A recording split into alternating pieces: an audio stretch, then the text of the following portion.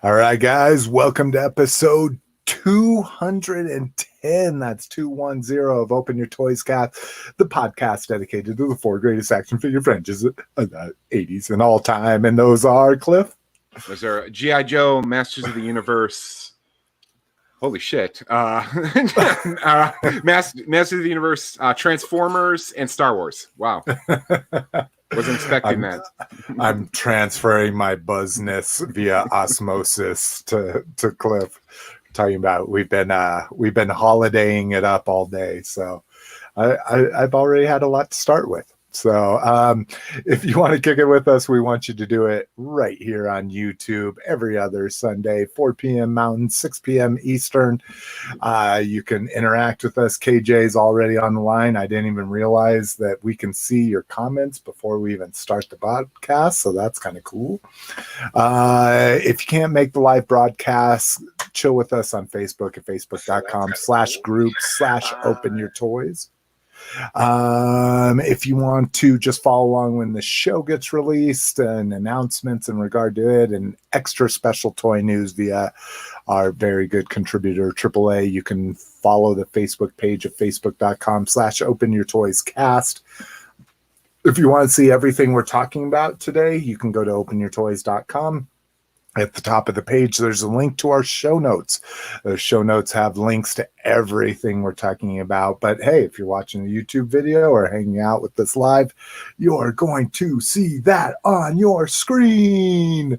The show notes do have links to subscribe through iTunes, Google Play, RSS feed, Stitcher Smart Radio. It's got our email address, team@openyourtoys.com, our voicemail 720-235-TOYS, and it's got where you can find us, including Cliff. Yeah, I can be found posting in the group on Facebook as Red Menace, and I can be found on Instagram as Associate of Horror. Yeah, you can find me at facebook.com/openyourtoys, Instagram at slickmcfavorite, or email slick@openyourtoys.com. All right, what are we drinking, Cliff? What are you drinking? We are drinking water because I just brushed my teeth. Oh, I love it too. We were talking about that I had to take a shower to kind of freshen me up here. Do you get ready, i.e., brush your teeth, wash the face, that kind of thing right before the show? I usually just brush my teeth because I'm usually eating dinner at about 4:30 because I can't eat past 8. And if we go over, I won't be able to eat dinner. I did not know that. That is a very impressive sacrifice you're making for us to eat it at like grandma time. Yeah. So usually after I eat, I brush my teeth just so I don't have chunks in my teeth while we're talking. So I usually brush at about 4:50, and then So no fruit punch Crystal Light with toothpaste breath. Yes, I feel you on that one. We went through a toothpaste freak out in the house this week.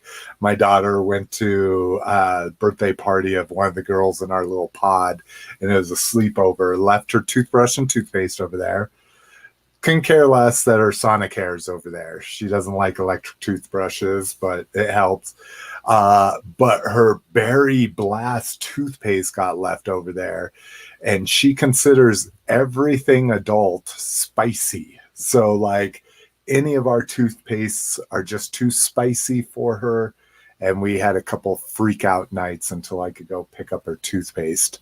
She finally settled on, we found some Bubble Sparkle, which I have no idea what that tastes like. She still said it was spicy compared to her Berry Blast, but there's some. It's got to be some peppermint, right? Oh yeah, anything. But talk about some bullshit. We went on a trunk or treat, and one of the stations, so you drive around all socially distant and all that kind of shit. One of them dropped like 10 or 12 mint lifesavers into her bag, and I'm just like, what the fuck? But she loves those, but she won't do mint toothpaste and I'm a close-up guy. I like cinnamon. You know, Whoa, that's yeah. yeah, I know close up. That's abrasive shit, man. So I like me some cinnamon, and even the cinnamon, she's like, no, that's spicy. So Yeah, that's just fire, dude. You're just brushing with fire. dude, I grew up, the first thing I ever sold for profit at school was in 5th grade. I talked my mom into buying cinnamon oil that you would make cinnamon toothpicks with. And fucking those cinnamon toothpicks, you could sell them at school, man. And that's one of the first things I ever did to make money at school. Yeah, I was into the tearjerker racket. My mom would buy a big case from Sam's, and I'd be selling tearjerkers. That's awesome. So, oh, hola, Lotus. Hey guys. Your second job let you off early? Yeah. Yeah. We were talking about the first things we sold at school to make money. Did you ever sell anything at school? Stickers. Like stickers, like yeah, to like make your own money, or through like a club or something?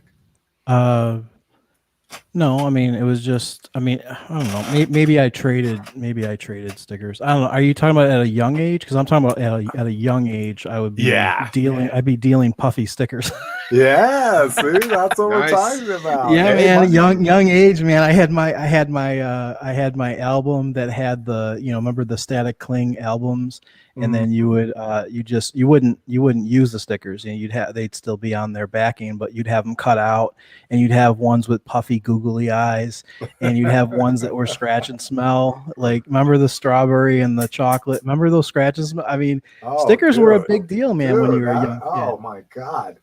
I went to a teacher school, and I can't even remember why, but sometime when I was in elementary school, I went to a teacher's store with a teacher. Yeah. Like it was like to go buy supplies for some reason, back when that wouldn't have been weird for an elementary student to just go on an errand with their teacher. And I was just like, holy shit, they had like 120 different sticker packs on this wall. Like nothing, Hallmark used to have like 30, Walmart might have like 10 or 20, but this had like 100 different sticker packs. And the other thing around that same time I was big into was stamps. They were these little stamps in plastic holders, and they had like a little felt pad on the bottom of the cap, and then the rubber stamp was, the top part of it. Oh, and, okay. Yeah. So like not postal stamps. No, ink stamps. Ink stamps. They would have, funny pictures and stuff. Yeah. That's awesome. Well, you joined just in time. Mine was cinnamon sticks, and Cliff's was tearjerkers. He had his mom hit the warehouse. Candy. I'm with you guys. Like, candy was a big deal. Cinnamon sticks, absolutely. The Jolly Rancher sticks were very popular. Ooh, yeah. Remember those? Yeah, I mean, you used to get them for like somebody with those. You could. Yeah, I think they were like a penny or maybe a nickel a piece, and you just stop at the corner. I mean, do you guys remember the corner store, man? Where literally they had boxes of candies, dude, like for a penny. Third grade, walking a mile to school in 3rd grade, and a Circle K was on my way. I would fucking get Jolly Ranchers and fucking what's the not Hubba Bubba, the Bazooka Joe gum with comics and the comic. Yep. Yeah. Now there's all that stuff, man. All right. Well, that was a little bit of a tangent because we were talking about what we were drinking. I'm actually drinking. Did you guys go through it yet or no? Cliff did. We went on this tangent because Cliff was drinking water because he brushed his teeth. Okay, gotcha. Then we went on toothpaste. And how did we get from toothpaste to cinnamon? Yeah. And then cinnamon to my first thing I sold in school was cinnamon sticks. And all right. Gotcha. You're all caught up, Lotus. As you see, you missed so much. Oh, KJ Smith saying he shoplifted Jolly Ranchers and sold them at stores. Well, that's the best margin you can hope for. 100% profit. All right, Lotus, you got your Nope. On the way home, I grabbed a quart of apple cider. Ooh, Like just interesting. fresh, not from concentrate, like apple cider. Nice. Like thick, dark brown apple cider. Yeah. I just had a hankering for it, man, and I'm just like, you know what? I need to get some stuff before I go home anyway. So I'm like, I'm gonna get this apple cider. Pop a mug in the microwave. Pop a mug in the microwave for like 45 seconds. It's delicious. No, I'm not. I'm not a hot. I don't do it hot, man. It has to be ice cold. He's in. I don't. Oh! I almost spilled beans. He doesn't like hot. No, things. I drink ice. I drink iced everything. Yeah, I'm not a. I don't. I do iced for coffee. The apple cider is ice. So yeah. Oof. Apple cider is a hot thing for me. It's got to be warm. Really, it's so sweet and sugary, and so it tastes like drinking candy. Yeah, and warm. There's something about it. Hot, though. Yeah. Like, I mean, I do like I like candy apples, so I guess you're right. I guess I could try it hot, but no, I've never done it on the hot thing. No. I am drinking Budweiser. I've been on a chilada kick for a while now. I'm drinking Budweiser and Clamato Picante. So if anybody doesn't know what Clamato is, it's clam juice and tomato juice. And I absolutely love it. It is like one of my favorite things in the world. I hate drinking Budweiser, so this is a poor representation of a Michelada made with Clamato, but Clamato itself is amazing. In the last post, I talked about it being a Miss Mick favorite and Mai's anniversary. We went to, we didn't go to because you can't eat anywhere in Colorado, but we got takeout on our anniversary from one of the nicest Italian restaurants in town. And oh my God, clams with linguine. Oh, clam sauce. It was absolutely amazing. And so I've been on a Michelada kick. I've been on a clam sauce kick. I'm in it to win it. That's one thing I've never. That's one thing I don't know if I guess would you call is clam considered to be a? I mean, it's a seafood, but it's not really a fish. I don't know. It's one of those things. It's shellfish, right? Yeah, shellfish. Yeah. I've never got into clams. Like I don't think I've ever tried a clam, honestly. Oh my God, fried clams, little stringy I don't know if fried that's clams. real. I don't know if that's the way. Yeah, I mean, I'm talking about like the gooey clam, oyster thing. Is that what you're talking about? Yeah, I think you're talking about like oysters. Yeah, sliding them down your throat from the shell. Yeah. No, clams are different. I mean, they're similar. But no, they're not eaten like raw like that. They're always cooked and that kind of thing. So maybe I need to try that then. Okay. But I'm a big oysters fan too, man. Oysters, really? Rockefeller. I'm into oysters, but man, I'm into oyster crackers. Yeah, oyster crackers. I mean, that's about as far as I go, man. And they look like oysters, and man, they're so good. I'll rock me some oyster crackers. I like some texture in my soup. I'm with you. Yeah, man, dude, I love putting oyster crackers. That was my grandma. She would she tuned me into those oyster crackers, and yeah, man, you got to have those in your soup. I'll tell you what. Coming from a salad house, croutons in soup, man. If you can find a good pairing of a crouton with a soup. Oh, it keeps its crunchiness even for a few minutes soaking in that hot soup. That sounds good. Oh, and KJ Smith's fried clams. He's representing. That's right. Oh God. All right. I'm getting hungry. Let's move on. First up, con news. Mando Monday Okay, I want to know people that are ordering this, because there's somebody in our group, there's listeners ordering this. I went right past it. I'll get back to the mission fleet stuff, but this Mando Nerf rifle. Oh, and I'm not sharing my screen, which I should do. I just changed my thing here. Sorry, everybody, taking some time. There. No. Oh, that was not nice. Okay. There we go. Hey. So Mander Pulse Rifle. Cliff. Debated it until I saw the price. Yeah. A little steep. What was it? Like 112 or something? I think it's 120. Like yeah. 120. I'm really for 60, I probably would have been on this. Will expand. I think you're right. And I've been hitting Ross's, still trying to find that Megratron. And the one thing they do have is the Black Series Trooper baton, from the Last Jedi. Yeah.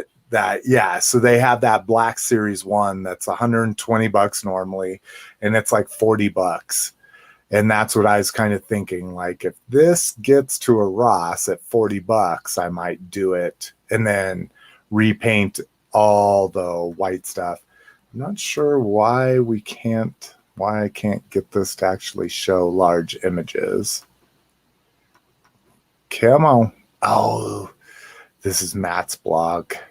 Come on, Matt. You need to get with the time. I'm going to call him out. But anyways, let me blow this up. So, looks amazing. I think it's dope. This goes back to the original holiday special. This is what Boba Fett rode on his lizard walking in. So, the history here is there. You just need to want to make space for that. And come on, how many of us have uncles or fathers or grandfathers that have a gun hanging over something, and we probably would never have a real gun hanging over anything at this point? This would be amazing little. Why wouldn't you have a real gun hanging over something? Why not? Because mainly we have a big picture window in our living room. And like, if you really want to look into our house and monitor us on a regular basis, now you could, but the catch there is we also see out into our neighborhood 24/7. So if there's a van we haven't seen before and it's there for more than an hour, we start getting suspicious. So it's kind of a two-way street. Like a surveillance van? Yeah, exactly. Mike's Flowers. Yeah, exactly. The O is a window. like a bunch of antennas on top of it. The O is a window. That's perfect. See, if we were in weed times, it'd be the fucking shoot the moon, shoot the moon. There's some Cheech and Chong humor for anybody that's there. But anyways, so yeah, I'm right there with you. I think we talked about these types of things. Like you said, you can have a display. Remember there was that Optimus Prime sword that I think we talked about. Oh, yeah, that scale. third-party one. Yeah, this is a similar thing. I think for any Star Wars enthusiast, if they wanted to put decoration on their wall, or heck, maybe they want to have a battle in their backyard. Who knows? Yeah, and I think the big thing is your willingness to repaint it, right? Because this thing, it is super white everywhere. It's not looking realistic like this. The faux wood stock over here is pretty good, but mission fleet, kind of interesting here. We get a Berg with Nick Nolte riding it. Again, it's got a weapon, but these weapons, they've done a really good job of making them completely optional. So you can just literally have a Nick Nolte on a Berg. There's an L there. It's a blurg. Oh, I'm sorry. I didn't realize there was an L. Well, you do now. So let's get so get with it. Sorry, a blurg. There we go. I was like, what's a girl? A blurg. I'm like trying to get these bigger. So then we get a nice multi-pack here with a IG-11, a Cara Dune, a Remnant, except for I don't know if it's Remnant. It doesn't look like it's dirty in these pictures. But you get a Beskar Mandalorian along with the kid. And then also a what are they calling them? They're not calling them Remnant Scout Troopers, but they're calling them just scouts, right? Aren't they? Scouts, yeah. A scout with the white bike. So again, easily removable to get rid of all that shit, especially this weird sidecar that they have on it. So yeah, I suggest those if you're interested in those scenes, you like that kind of shit.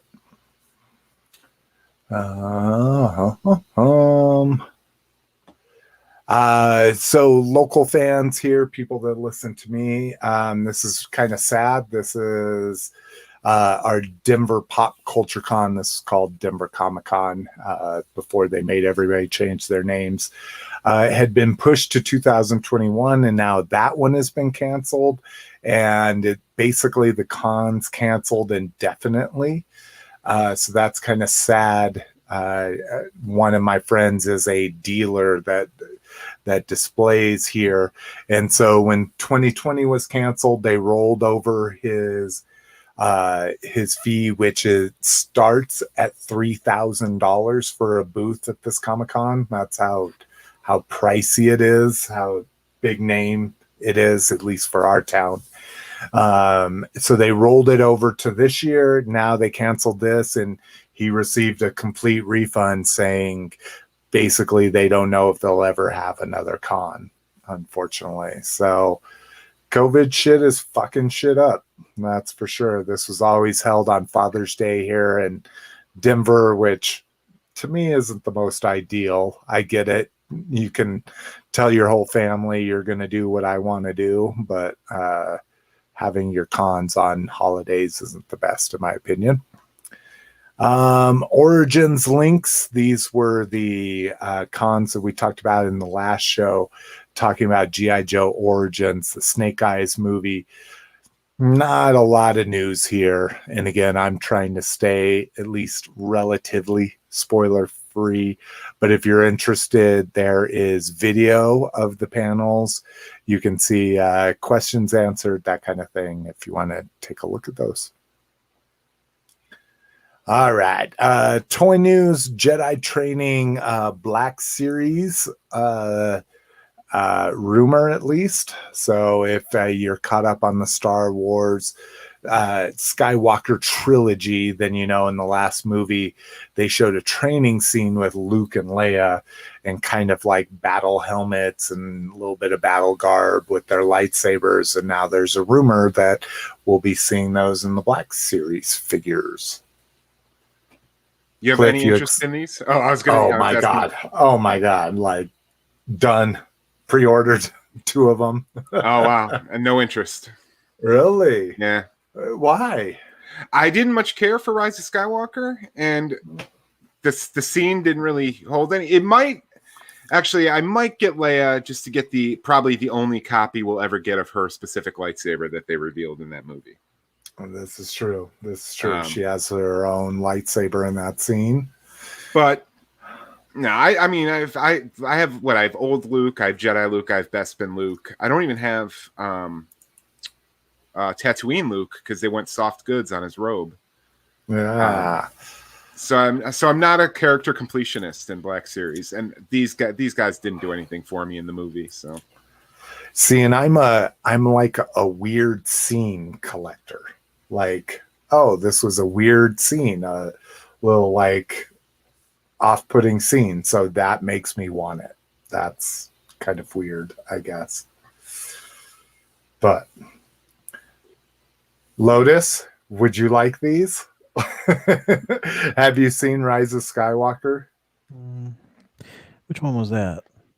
The latest one with the zombie or spoilers, zombie emperor. Palpatine, Yeah. Is that the one where the Kylo Ren or no, maybe it wasn't Kylo. Yeah, isn't that the one where Kylo cuts the guy in half? No, that's Last Jedi. No, then I didn't see this one. Okay. So we're not there yet.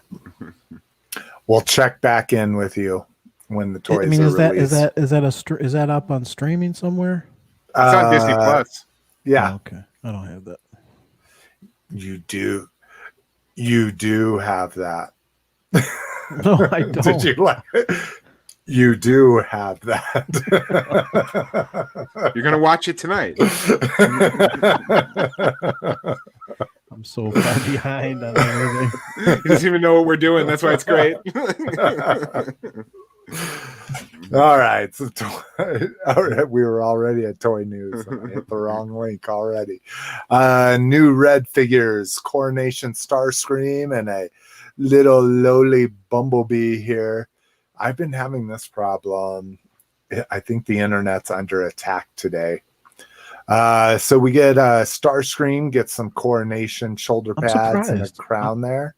I'm surprised they went with the Coronation. I mean, it's not, I mean, the rest of the line didn't have any kind of specific call out, right? I mean, everything was pretty generic. But they have been coming with quite a few accessories. Okay. Like the Megatron has his mace. It has it's right here. Didn't come with Crimson. Right? It did. Oh, yeah, I'm pretty. Wow, I think it does come with the Crimson. Yeah, I haven't seen Megatron in the store. I've only seen. No. Oh. No Crimson. It's cool one that it comes with is a hand holding an Energon cube. Okay. So, but yeah, it comes with 3 different hands, his mace and an Energon cube hand. Prime comes with his gun, the Matrix, the axe, and 4 other regular hands. So they're packing them full of accessories. So that's where I think they're kind of like, oh, super easy. We give him shoulder pads, cape, and a crown, and he's done as far as accessories go. Dang! Look at who's in the chat there. Oh, holy shit! Happy holiday, bro. He's like he wants to talk some Mando. Yeah, man. have him join the conversation. So Starscream, they can get away with the Coronation kit, but they're not showing too much here with Bumblebee. I don't know. I think that Bumblebee looks great. I think it looks great, though. Dude, I am in so long as they're doing my focus characters, and they still are. Like the top 6, right? Prime, Megatron, Soundwave, Starscream, Bumblebee, and then I bet you anything, my other one's Grimlock. Yeah. So he's not far behind. Do you think Bumblebee might be a lower price point because he's a smaller transformer and maybe less accessories? No, I'm assuming they're just gonna stuff him with a bunch of shit. And who knows? The interesting thing here is, are they going for scale? Or is this going to be just as tall as Optimus Prime? You know what I'm saying? That would kind of suck. Yeah, I agree. If they're not gonna do scale and Bumblebee's going to be 6 inches too, then you'll need a little focus shelf. It's making my heart so warm that burns in the chat. Origin packaging variants. So this was brought to our attentions by none other than Lotus Stark. Yeah, I saw that and I was like, wow, that's pretty crazy. So yeah, I had never seen these. So you see two Skeletors together with not a trilingual but a bilingual card. Yeah, and did you notice that it wasn't? It says He-Man and the Masters of the Universe. Oh, I didn't even see the fucking logo change. Yeah, wow. and it doesn't say it doesn't have the 20th thing on there. Yeah, the explosion isn't as big to leave room for the load. I was wondering why the top seemed so plain, and I thought it was just the new for 20. And then there's also a change on the card back too. Yeah. Oh, it doesn't even have the description. Oh my god. Oh yeah. Buyer beware. I only saw Skeletor. I did not see any of the other ones, so we'll see if but they had a peg full of them. So I don't know if that was a mistake, if they're supposed to be shipped. Maybe it was a mistake, who knows. Yeah. Because what's crazy is look at the card difference too. I hadn't noticed that at first glance either. This one's like an inch longer card, but doesn't have. Ooh, yeah, interesting. That might be a perspective thing, though. So, like, I mean, the bilingual one is much closer to the price tag than the other one is. Let him think. So that looks like it's further card. down. Do you? Okay. I'm just saying. You're absolutely correct. This is called forced perspective. So this is I think you're right, Cliff. I think when I took this picture, the left one is just back pushed a little further. bit. Yeah, exactly. But yeah, there is definitely differences with the not the manufacturer, but the Segura or something. It says Segura on the foreign one, so I don't know what that is, but that big Segura. No, interesting. So good eye, dude. Yeah. I'm going to be keeping my eye out for those. Not that I would want the other ones any other way. What's interesting is it says He-Man and the Masters of the Universe, and that's not in a different language. Huge one. That's a huge fucking difference. Well, and you talk about the back too. The back has the description like the vintage ones on the artwork, and then the description underneath the artwork. This didn't have either one. Yeah. So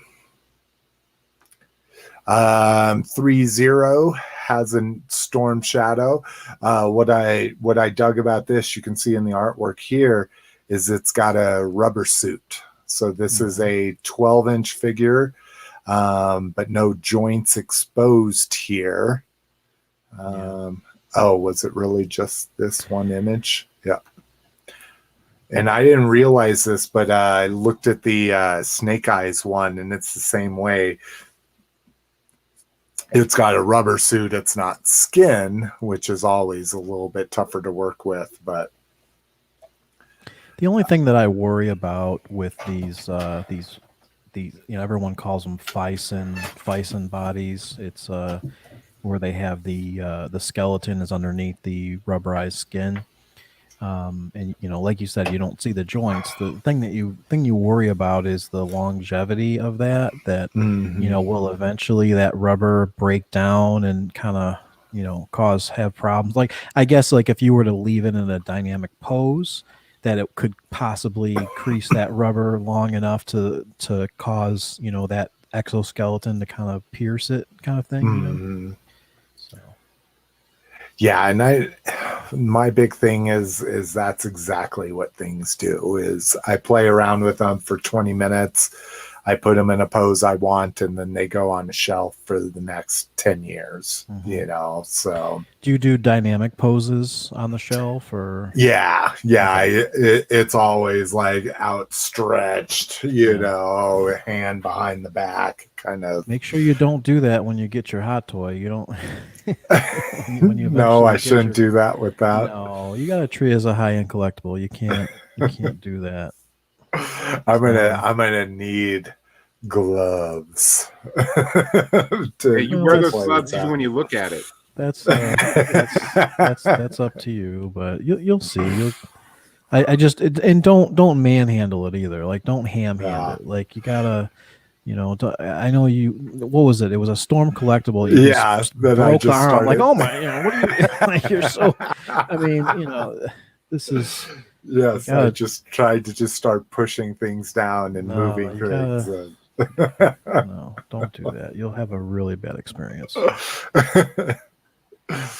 All right. Let's see. Super7 Soundwave. So we've seen lots of these cyborgs. The latest GI, or not the latest, the first GI Joe one just released, and that's the Bat. But this is now Soundwave with the removable chest. You've got Laserbeak in his chest there. Yeah. Again, super cool, but not $75 cool. Yeah. But I'll tell you what, I'll take this over.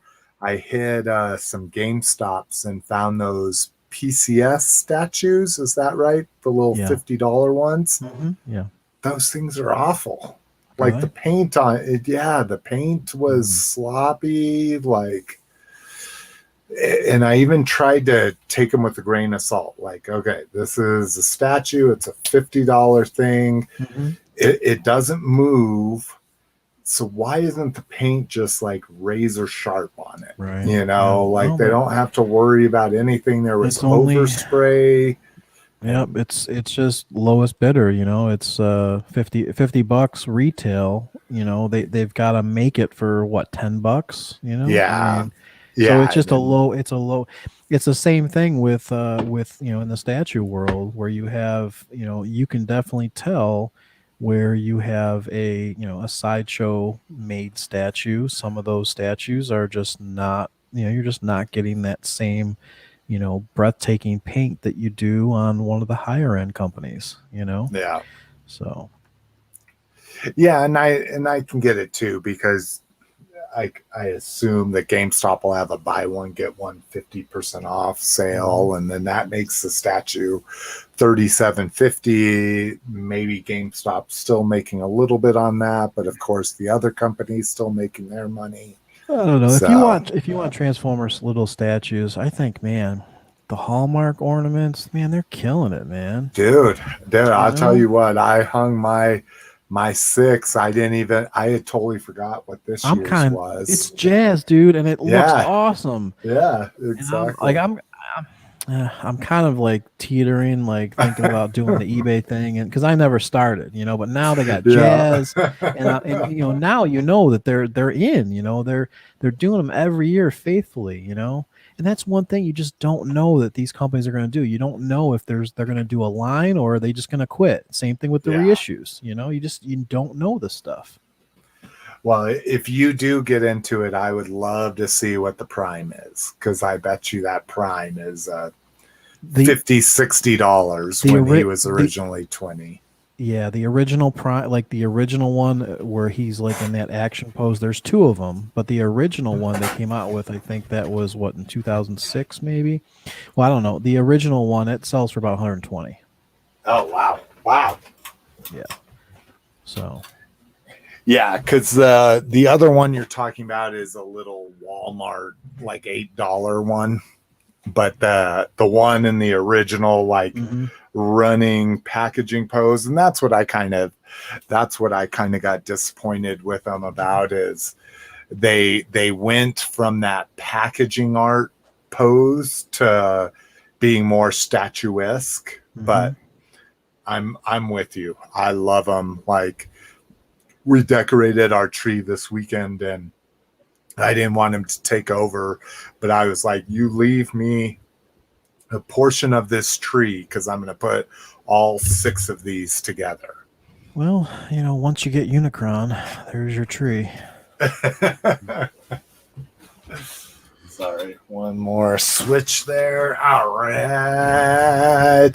Let's see, what else do we got? We got PGM, the Premier Guild members, prototype Boba Fett jumbo figure. So again, this is really kind of fallen off over the years as Gentle Giant's grasp on the mini bust and statue community is kind of faded, but they did take over the 12-inch, or they have continued with the 12-inch, and now they're doing a Boba Fett prototype, so all white. It comes with a really weird, like, I'm assuming, and it sucks that I keep linking to things that I can't blow up the picture, but I'm assuming this Star Wars cape that he has is probably like a sheet pattern or something from back in the day, like drapes or something. Enhance. Yeah, it was a Star Wars beach towel. Click. Was it? It was a beach towel. Oh, yeah. Nice. Okay, see? And if I had that beach towel, this would probably be a must-buy for me. He does have the rocket firing backpack, as we can see here. But, yeah, still just not. I've got my original 12-inch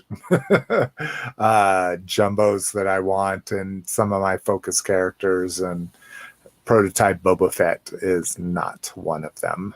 It just seems like the 12-inch, all those 12-inch figures always go on clearance, you know? There's a lot of them, but my 12 backs are super pricey right now.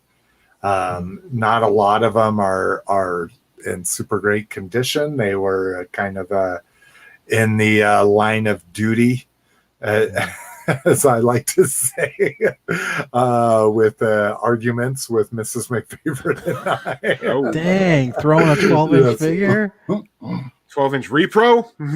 Oh, not throwing it. Oh, boy. But yeah. So let's get on to Battle Armor He-Man. Another post from Ed Arndt in our group. Again, you were saying, Cliff, we've seen these before. I guess I passed them by, but loving He-Man's getting his vintage head here. I haven't seen any of these in the store yet. I don't think these are due till February.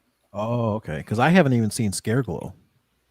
Yeah, no. As far as I know, nobody has seen past Wave 1. Wave 1 is starting to show up a lot more in most of my Walmarts, at least. Well, you I've can seen, get Man-at-Arms and Tila and Beast. Yeah. Mm-hmm. Or maybe not Tila. Sorry, Evelyn. But I got a trap jaw. No, I saw Tila. Oh, and you got a trap jaw, Cliff, and out in the wild? Yeah. Nice. I haven't seen it. I have a trap jaw from a pre-order. Same thing with the Manny faces, but I found haven't a jaw seen them trap in the wild. No, that my Walmart had pegs full of He-Mans and one trap jaw hanging up by the wrestling figures. And I jumped on that shit. We'll get to it during what we got, but I found a Mr. T. Ah, yeah, nice. But yeah, excited about this Battle Armor. Again, confirmed that the action feature is going to work, and like that it has the vintage head on it. Classified repaints. These make me, at least the Scarlet makes me a little jealous. So getting a more toned down Roadblock, except for this is kind of weird because I kind of associated this with his version 2.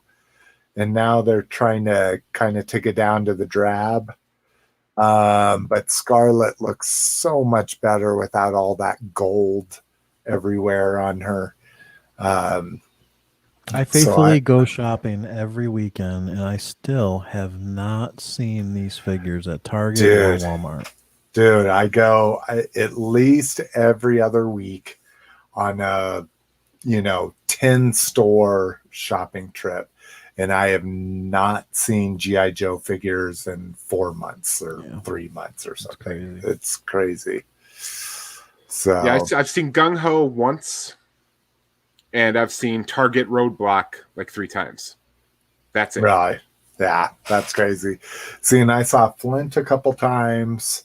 Again, super lucky to find a fucking Cobra Trooper just in the wild all by You itself. said Flint. Yeah.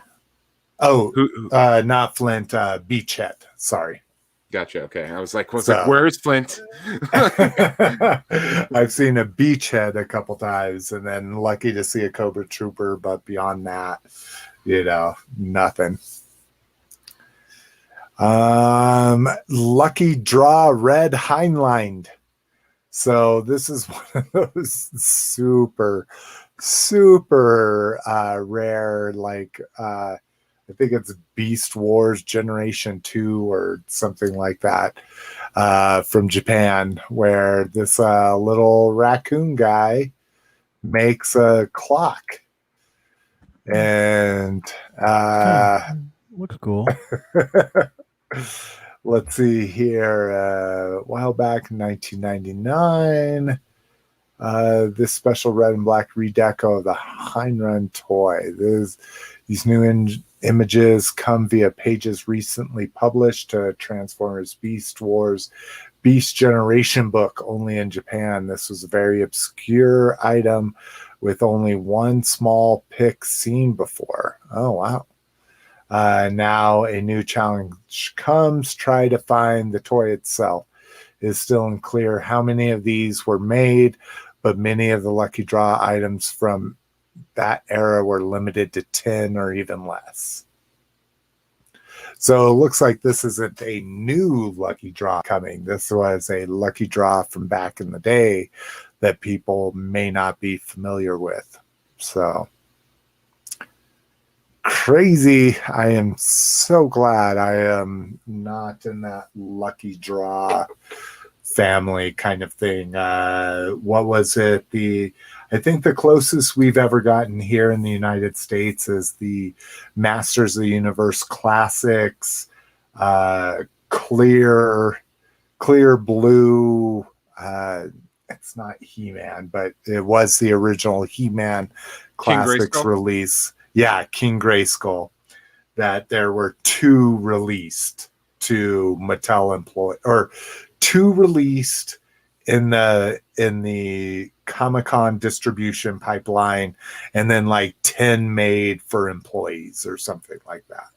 That was the bronze one, right? The one that looked like a statue. The bronze one was more common. There was 300 of him made. Oh, okay. I actually have a bronze one that I got from Comic-Con that year.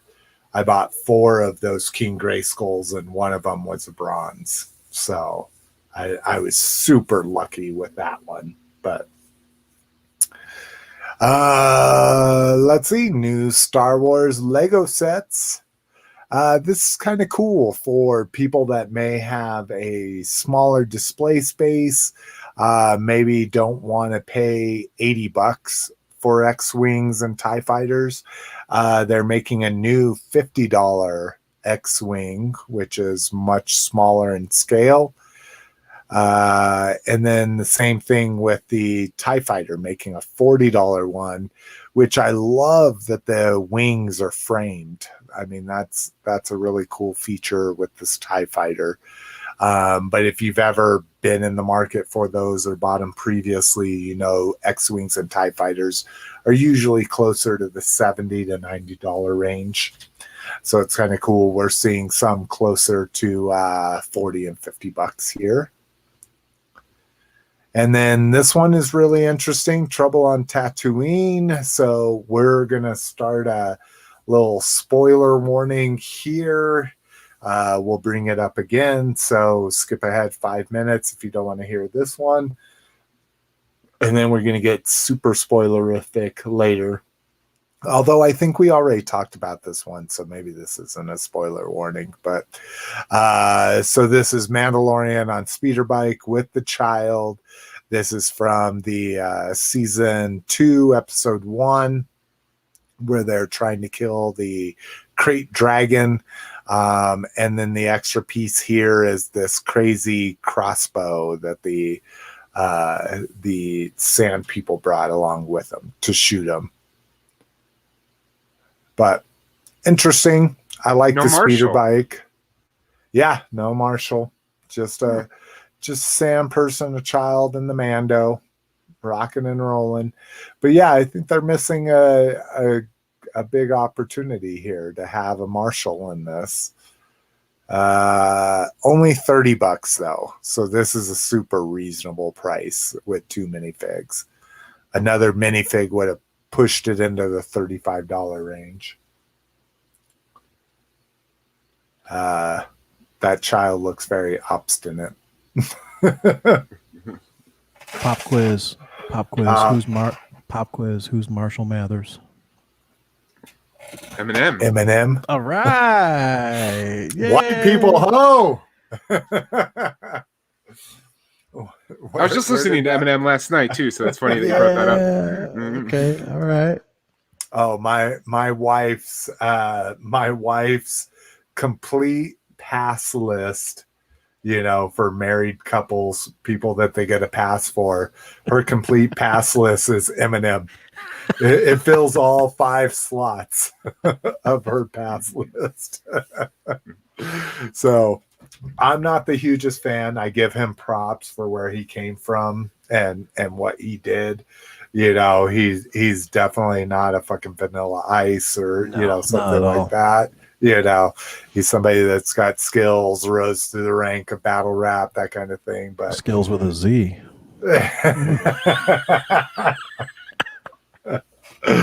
But I'm not the biggest fan myself. Well, I think he does a good job. I really do. Do you think he's the bee's knees? You know what? I don't know what that means, guys. What he's asking is, do you think he's the cat's pajamas? I don't know what that means. Well, there is the cat's meow too. Yeah. But why do we say cat's meow? Like I hear all these phrases, but what is it? It's like jive talk from the 20s, dude. Cat's meow. Like what does that actually mean? If you're the cat's meow, the cat's pajamas, the bee's knees, you're cool. Like you're like cool. Okay. Yeah. All right. And if you have to ask, you're not cool. All right, that's fine. Yeah, I just thought you were kind of a rapscallion, like the both of us, me and Slick, but apparently you're not a scam. No clue. What do you do on the weekends? Do you engage in any tomfoolery or?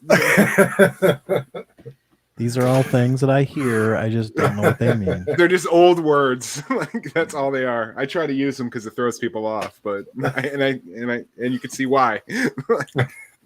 Oh my God, my face is hurting because I'm smiling too much. Whew. All right. Let's see here. New Kingdom official Pics, bro. So Kingdom figures are all the rage. We get Dinobot looking ominous, Air Razor in her cute eagle form.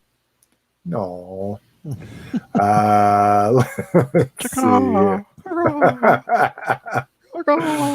They're all in a volcano, which makes me really worrisome for everybody.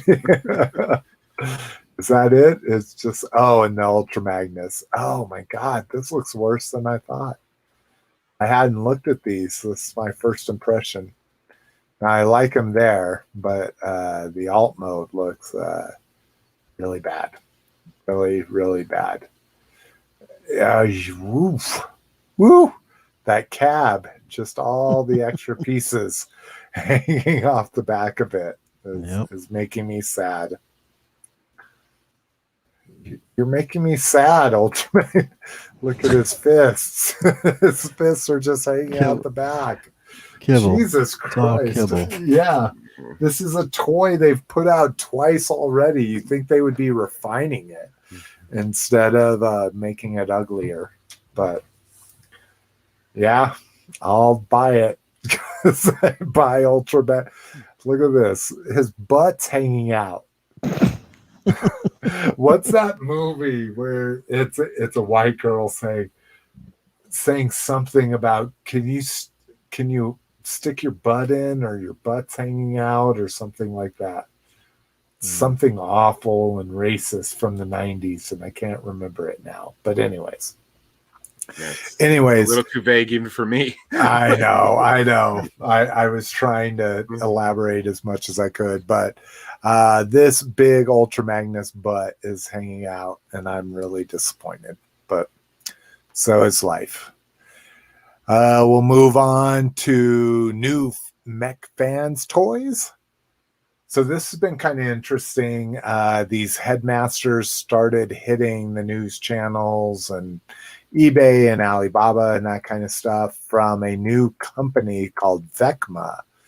As it went on and more were released, it's been revealed that this is Mech Fans Toys doing a little sneaky peeky with the Headmasters. I've got this Skull Cruncher because he's one of my focus characters on pre-order.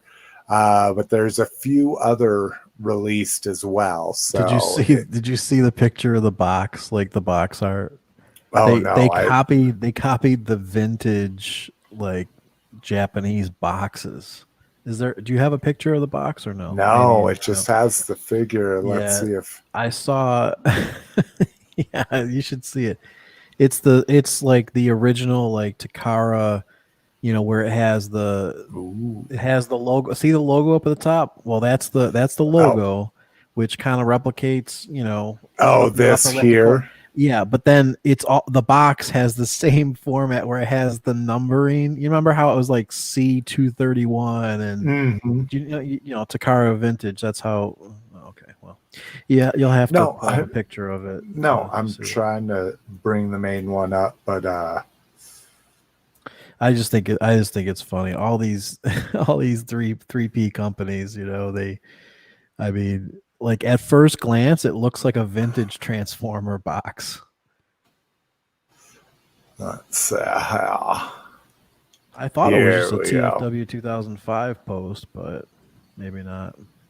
Here's their Hardmaster. Yeah, that's one of them. See, it's the same style box where it has the number up in the right-hand corner. It has the crazy rating. Literally, you put that next to a vintage, and it looks very similar. It's so funny. Yes. How are you doing? Would you like to come in here?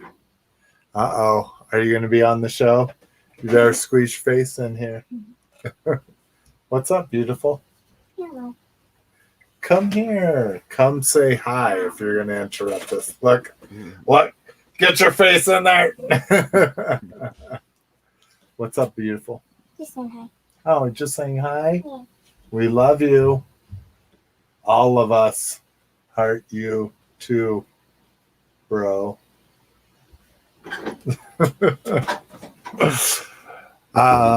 Yes, I can definitely. Oh, here we go. Is this?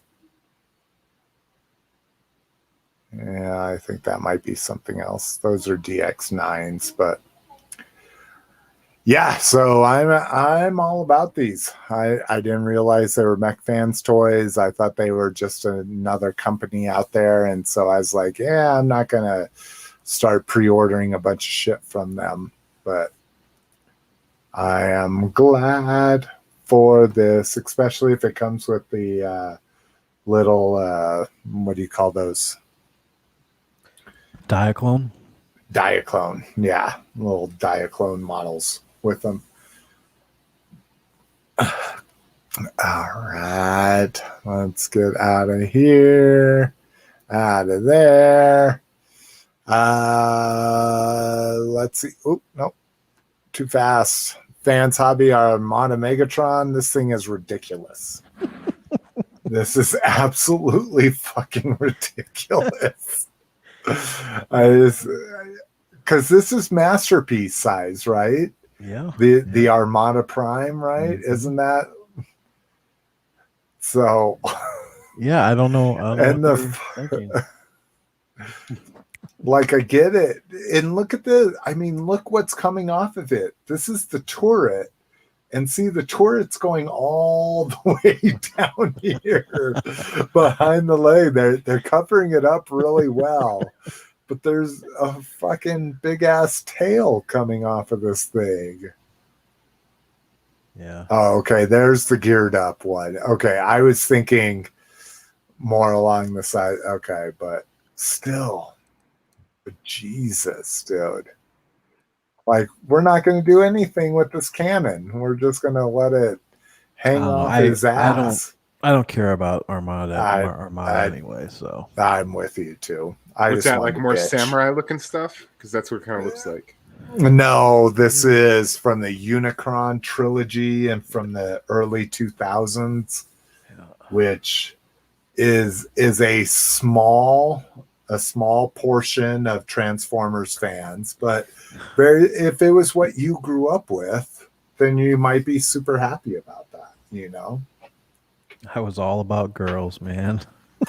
Let me ask you guys, did you guys put, I mean, there, I listen to a lot of podcasts, and I mean, there's a lot of people who just kept collecting, you know, and I didn't. Like, I didn't even really have a collection, like, up until maybe I was, you know, in my 30s, maybe. You know what I'm Yeah. saying? Like, I just didn't really collect, you know. I went So through Yeah. phases. I hear people that have, you know, they were collecting like at that, you know, throughout their whole entire life, and I'm just like, wow, like you were literally, you know, at the stores buying this stuff at retail, you know, and I don't know. I just, like I said, for me, I was all about girls and all that, you know. I mean, that stuff was not in my life, you know. So from 94 to 98, I was in a super small town where we had one Walmart, and that was basically the only shopping you could do. And so during that time, I would go hit the toy aisle. I wasn't collecting or anything, but I'd just go hit the toy aisle. And so I would find one or two things that might interest me there. And then I kind of kept up with that. Like each time I went to Walmart, I'd go to the toy aisle. And that's how I found like the Bruticus from back then from the RID line. And I would buy things as I thought they looked cool. But again, you're talking about in 10 years, I bought 15 things or something, you know, like nothing where I'm at now. If this room that's suffocating me has anything. Did you go? I mean, but did you ever go? Did you ever like get into like other hobbies? Like for me, it was like radio controlled cars. I spent a lot of money, a lot of time with, you know, radio controlled cars. You know, not, you know, you start with the ones that you buy at Toys R Us, and then you buy the ones at Radio Shack, and then eventually you get into you find a real hobby shop. The first time you walk into a real hobby shop and you're like, oh my goodness, like this is crazy, you know, and all the options for customizing, and you try to buy a car that's, you know, that you can afford, and then you realize that that's a piece of crap, and then you know, then you get into just buying like a frame, and you start with a frame, and then you buy a motor and a speed controller and battery packs and, you know, all this stuff. So I mean, that was a big part of my life, is definitely radio control cars, you know. So, no, mine was drugs, really? and alcohol, and girls.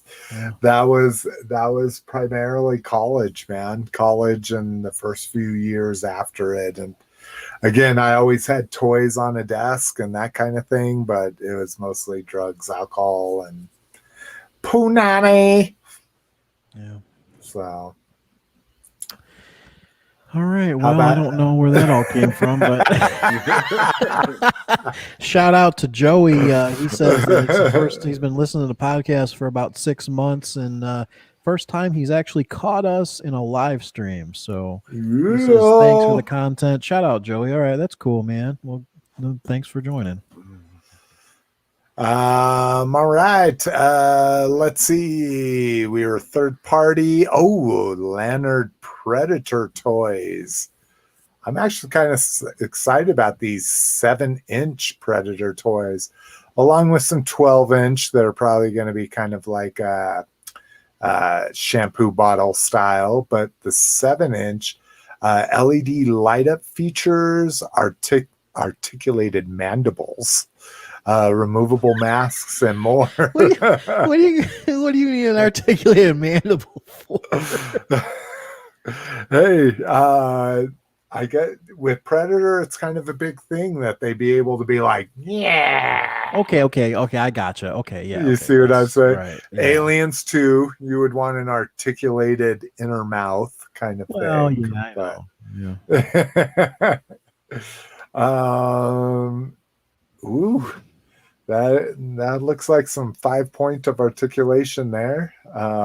Which It looks like a larger upper you torso. get a little bit here. Sorry. Yeah, the 12-inch was that was the 12-inch right there. Oh, okay. So this is the big goofy one. This is the one we're more thinking about. Go ahead, Lotus. I'm no, sorry. I just that first picture you showed, it just looked like the upper body was not in proportion with the lower legs. It looked kind of weird. Like it looks like it looks like the legs, the bottom part are not part of the body or something. I don't know. Well, whatever. And this is where we're seeing the removable mask and the LEDs. So, this one seems to insinuate you have an LED here as well. Unless that's just the camera flash. But it looks to be in the right spot for a light. So yeah, exactly. I'm excited about these. Hey, I am too. I'll take some 10-inch. I saw your what were those Max series, or the werewolf and the alien and the robot? Yeah, I saw those. I couldn't pull the trigger on them. They looked impressive. They got me right around Halloween, and I was like, giant werewolf. Exactly. I must own this. Now I'm sitting here with a giant 10-inch werewolf. Like, why did I buy this? So I understand. Xtransbot releases their cup, and I don't know, like it. I hate to be this guy, but every single time a company releases a figure that Fans Toys has already put out, I'm just kind of like, it doesn't look as good as Fans Toys. Yeah. And it's got a lot of detail to it. I like its accessories, the tail from the Sharkticon and 2 different Target Masters.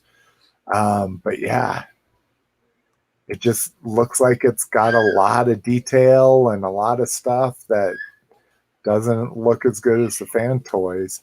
To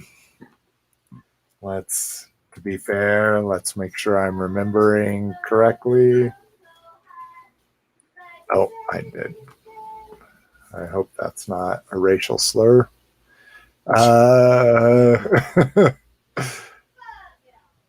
Yeah, it's just. The only thing that I can say is the good thing about Xtransbox is you can buy them. They're available to buy. This is true. Yeah. Fans Toys, if you didn't pre-order it, you're out of luck because it's going to be too expensive to buy. Yeah, you're going to pay $400 for this one. So. I do like the color of the Xtransbots better. I do like it's more muted blue. Yeah, exactly. It's like a slate. Yeah, it's instead of like a teal that the other ones went with. And I do like the cigar. I don't think Fans Toys did the cigar, right? Is that a cigar? Lotus, what's going on over at your place? Yeah, what is going on? You got a party going on over there. Yeah. Oh, they did do the cigar. Okay, so they got the cigar in there. I think Miss McFavorite just woke up from her nap. So, all right. Let's see. Yeah. Next up, Come on, don't fail me now. There we go. New Shockwave Lab Accessories. So Shockwave Lab has really been coming through in the last 6 months or so. We get a War for Cybertron. Was this the Allspark that is on a 5mm peg? And then we get some grenades. Again, these are looking very 3D printy with the texture on there. Yeah. So expect that. And then this laser rifle, which is pretty big, also has further extension for other 5mm pegs. Again, not enough there to make this worth my while to look into. World War II Cliffjumper.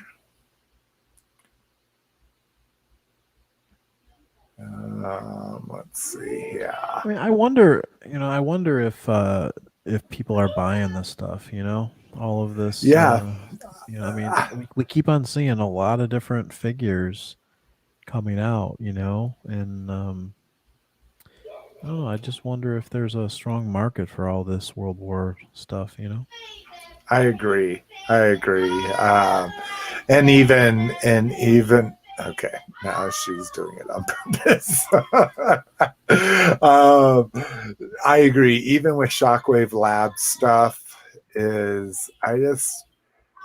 just curious if people have this much, like, oh, I don't have anything else to get, so I'm going to get this cliff jumper that has jousting equipment.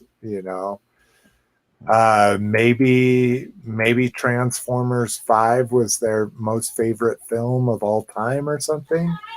And again, I think that kind of leads back to that, is Armada your Transformers? Maybe this is going to be somebody's Transformers someday, and because none of us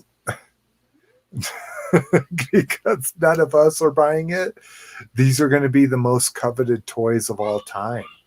To find a third-party Toy World World War II cliff jumper will be $5,000 or something. Mm-hmm. But I don't see it. Yeah, I was gonna say, I think our huge nostalgia bubble is about to burst. And if you're investing in things and buying toys because of nostalgia bubbles, you're going to have a rude awakening, unfortunately. What do you mean? That's what you're doing. That's what everyone does. No way. No way. I only buying have because of nostalgia. If it wasn't for nostalgia, we wouldn't have any of this crap. Oh, but I'm buying for my fun. Oh. The 1,000 toys I have in this room still in a box doesn't mean I'm reselling those toys. Although I'm thinking that come the first of the year, that may be what I'm doing just so I can walk through this goddamn room again. It has just been insane, the amount of new toys that have released this year. I mean, it is, I don't know if Hasbro just figured out, oh, hey, we're marketing to adult collectors. Oh, hey, adult collectors are just sitting at home and can watch Mando Mondays and Fan Fridays and all this kind of things. Hey, Jesus Christ. Lord knows I have gotten more shipments, more boxes in the last 2 months than I think I have in the last 2 years. I mean, it's insane. Cliff, are your pre-orders coming fast and furious? They are. I just had to go to the storage unit because I was just running out of room. Yeah.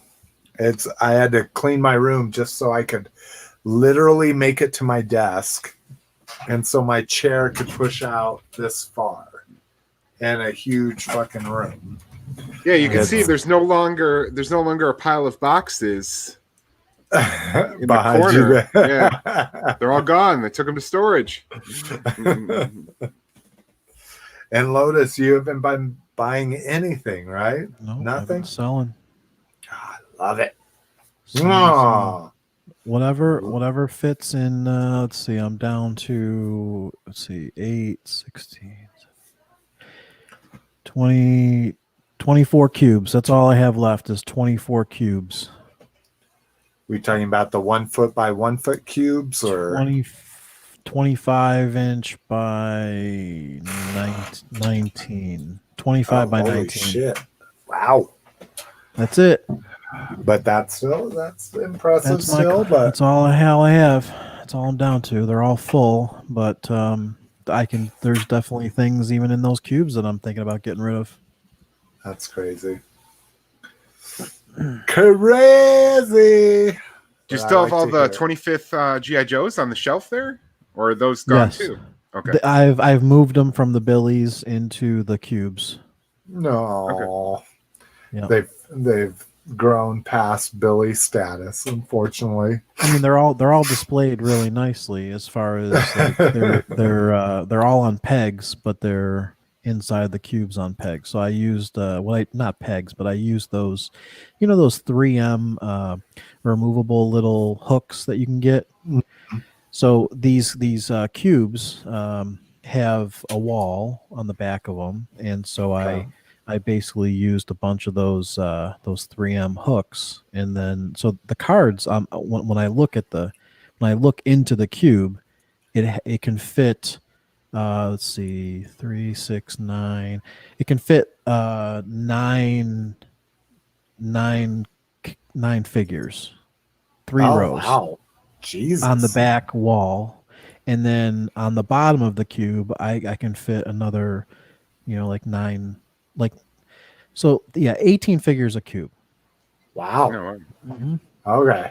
Definitely not the 1 by 1 cubes I was thinking of. That's no, I crazy. said they're 25 inch by 19. Yeah.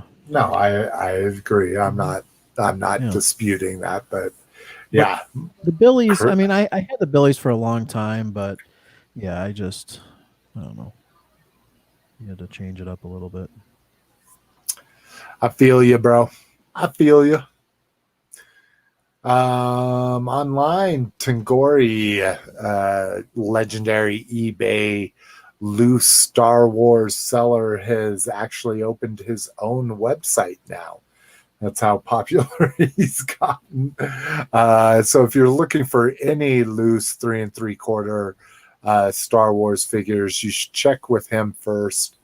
Again, I haven't seen what his shipping is like on here, but you can get new stuff like the Walmart carbonized Mandalorian, carbonized Death Trooper Cara Dune. You can get the Armor, Incinerator Trooper, Rex, a lot of stuff that's popping up right now.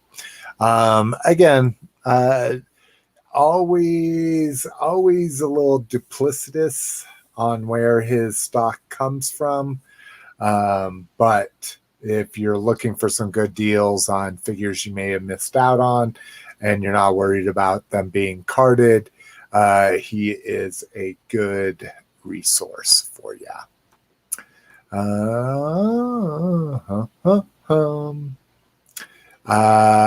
Devastator Reissue is up on Hasbro Pulse right now. I really dug this figure. I would say I probably liked it a little bit more than the Predator King, and he's available again for $150. And if you're a premium member, you get that with free shipping. So probably one of the best purchases you could make this year if you haven't already gotten them. Lotus, did you ever get them before you stopped collecting?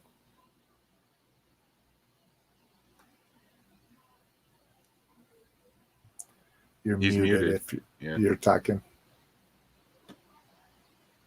Oh, he may have taken a break. He's like, yes, he did get it. Slick. He got 3 of them. Put 1 in each cube. Saving 2 more on pre-order just to sell on the aftermarket. So let's see. He'll love this. We've got 12th scale accessories here.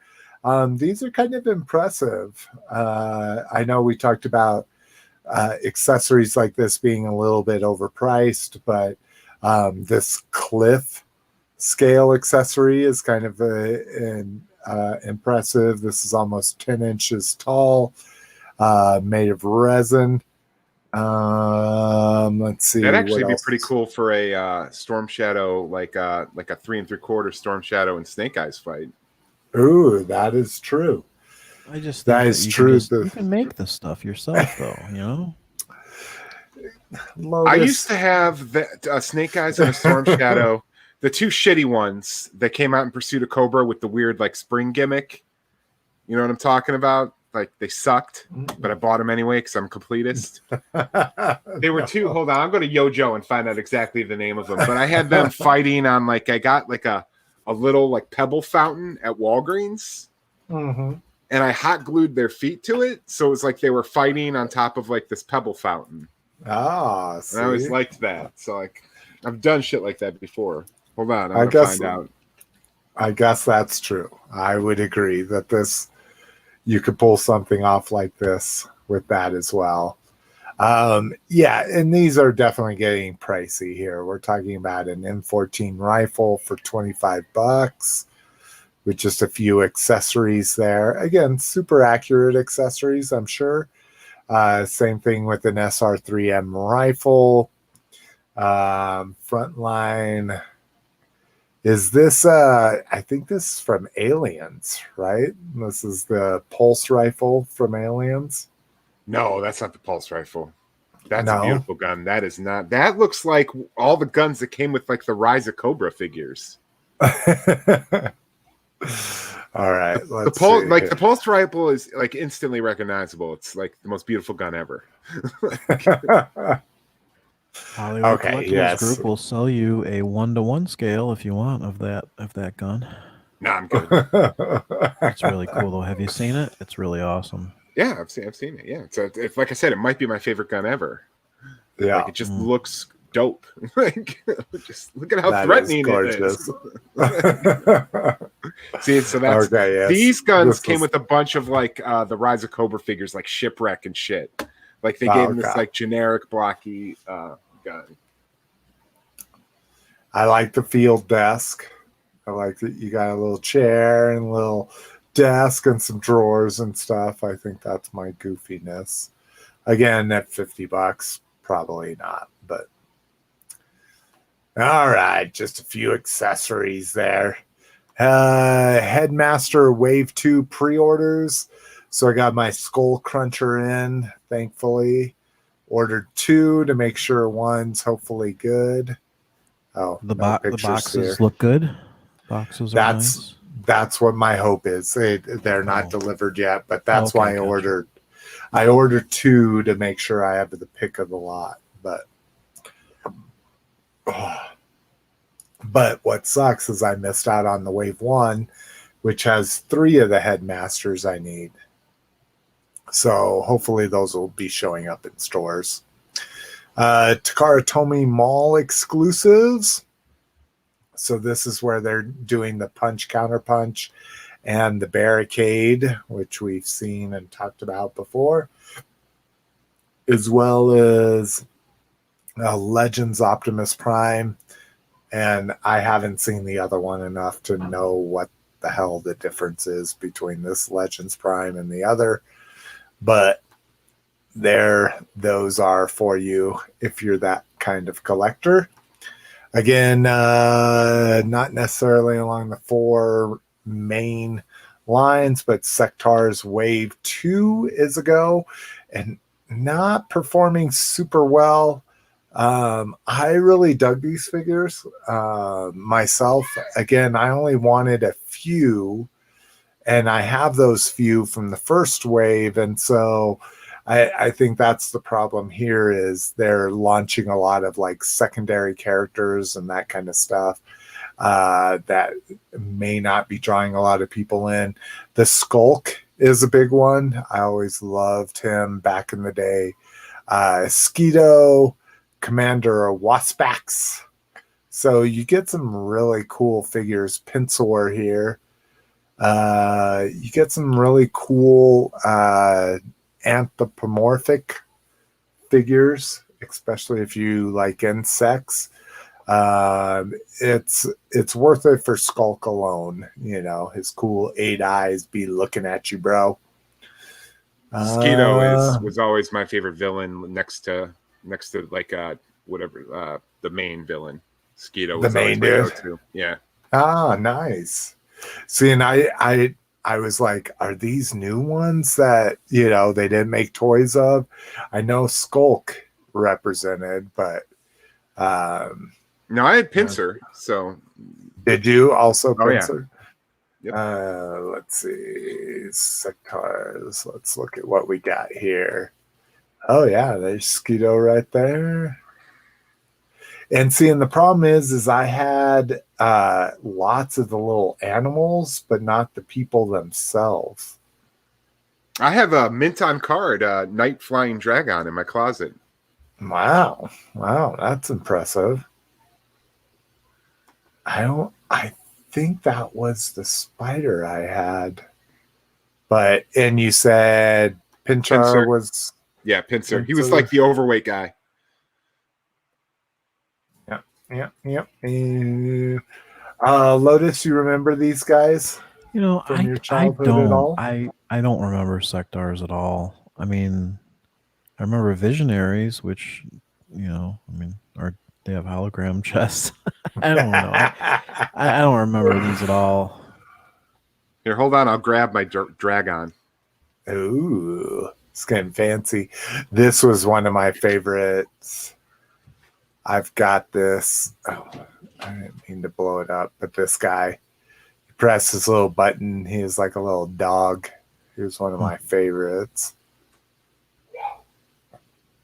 Dun dun dun. Oh, Cliff turned off his video. He must be putting in his combination to his safe.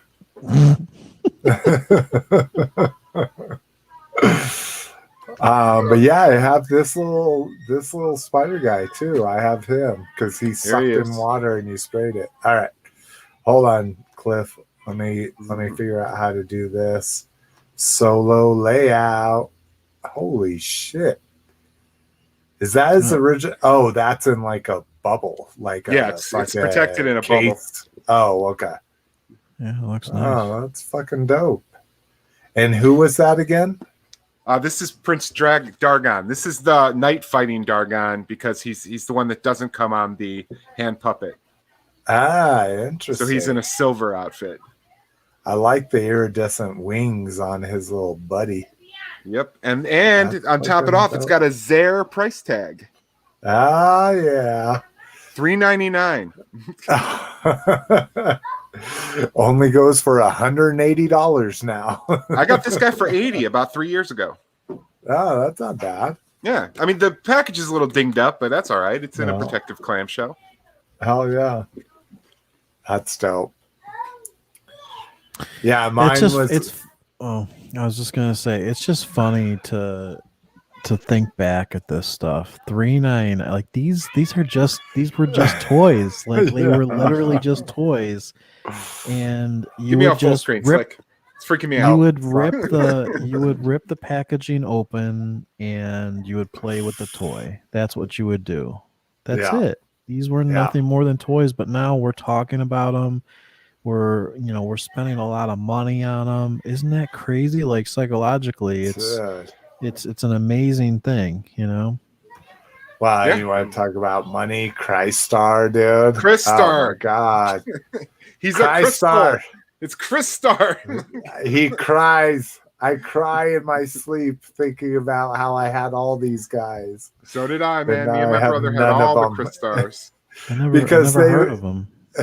Yeah, these. Oh my god! And these were so cheap. They're on clearance everywhere. The Crystar is the most valuable one right now. Like you can't get this dude for less than $120. That's actually not that bad though. Even if he's discolored and that would be bad. Shit. But yeah, I had the midget with the lava legs too. This guy. This guy right here. Oh yeah. Yeah, he had the crystal top and the lava legs. Like, yeah, I mean, these figures. I mean, me and my brother were playing figures like this and Power Lords and Sectaurs. Yeah, dude. And then when we moved to Naperville from Bolingbrook, like no one knew these toys we were talking about. We had Mantech. Yeah, man. Oh my god. I think I was just too much in KB. Like these are like KB staples. All right. Lotus, what you got? You got some hydraulics. You got some Nope. joints, some bolts, and some screws. Nope. Nothing. Well, take that back. I got Billy Bob is basically done at this point. I put his foot together, so that was my last video. So yeah, I had the parts for the foot. And does the foot just move up and down, or does it have it just goes up and down. Integral? Yep, it just goes up and down. Like he's tapping to the beat. Yeah, it just taps. Mm-hmm. But is that still run by that whole like crazy board of fucking Yeah, it's all of air and shit like that? correct. Yeah, it's pneumatic. Mm-hmm. Nice. Hell yeah.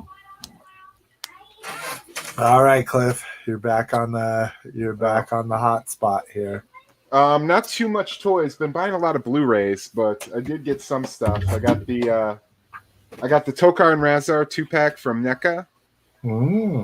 That unfortunately came the day I was taking my shit to storage, so I literally just threw it in the pile, and it's already in storage. Oh wow. Because it was a pretty big box. I found the Spin Master Gold Superman. Okay. And I have actually kind of laughed at all these gold figures. I was like, who wants to buy these? And then they made one of Superman, and I bought it immediately. So that's just shows you where I am mentally. But I got that. I got both of my Mandalorian Amazon exclusives. So Mando and the Death Trooper? No, just two of Mando. Because with Amazon, I buy two of everything because one usually comes fucked up. And this one's got a bit of a crease. Oh no! But this will be my opener, and then the other one's already safely in a box inside of another box inside my storage unit.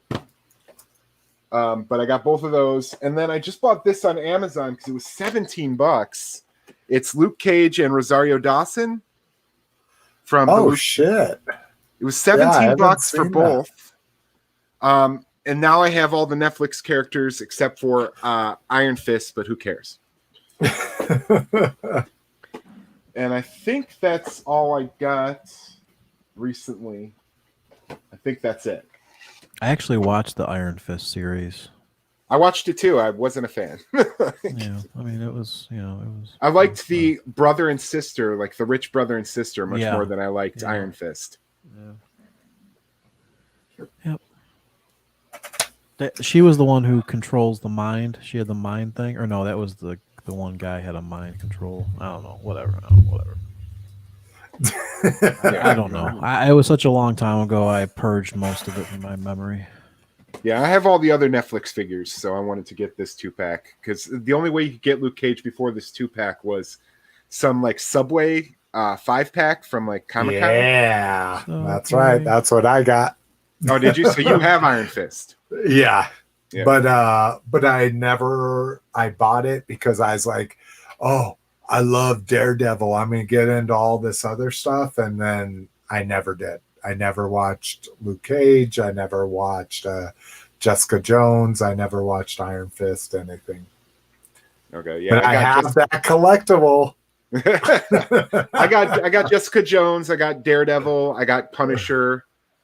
And now I have Luke Cage and. So you never wait a minute. So it's like you never watched Jessica Jones? I didn't. No. I did, and I love her too. And that B in Apartment 23B or whatever.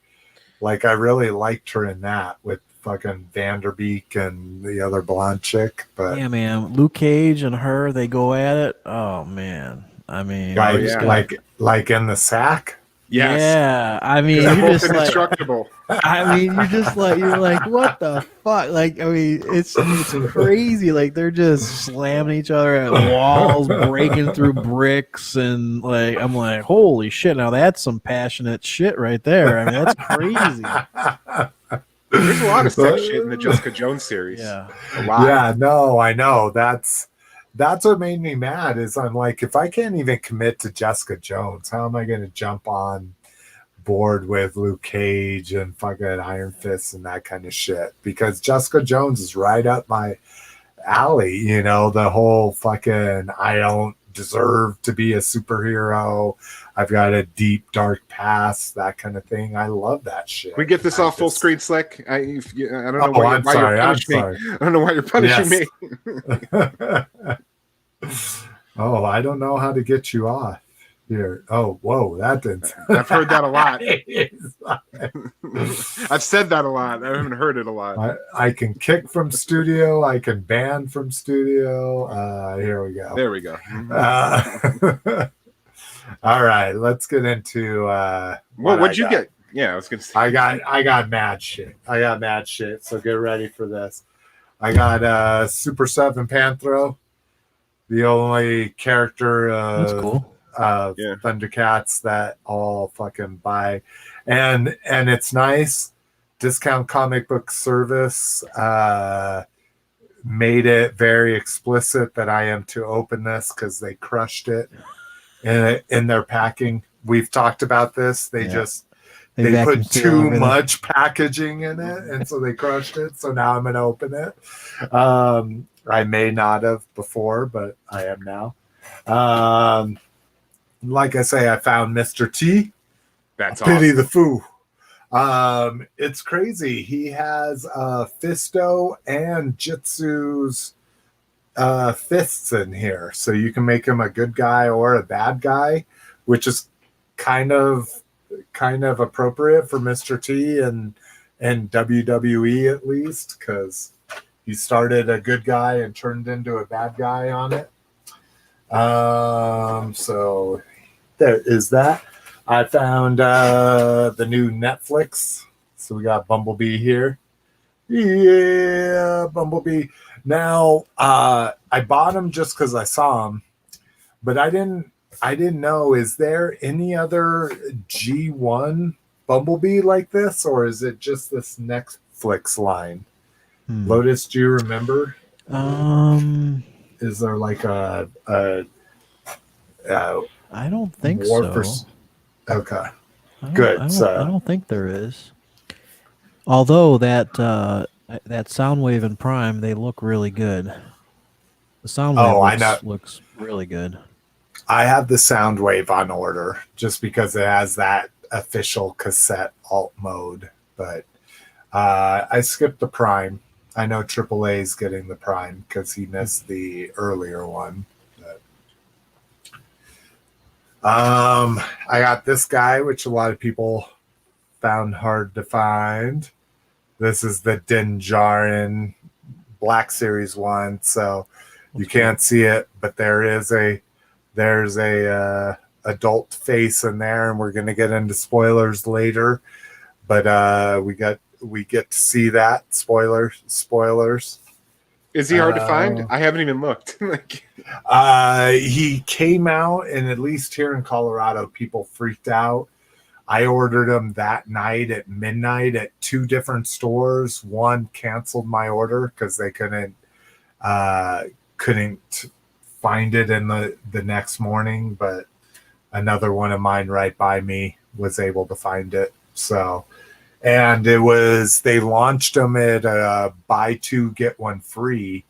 So I bought him, and I bought 2 of these guys, which are showing up every fucking where. These things are going to clearance like crazy, but I bought him and 2 of these guys for buy 1 get 1 free. So basically it made it 33% off of each one of them. And that Yoda and Luke had bottomed out at like $38. So 33% off of that. Basically that Luke and Yoda was like $28. out the door kind of thing. And the Black Series 33% off of $35 was about $28. So this dude is hitting hard, at least at all my targets. The fucking Runabout. So Runamuck's been out for a while, but now this guy's like shipping in solid cases. Like I just saw a row of 8 of them at like 2 or 3 different targets.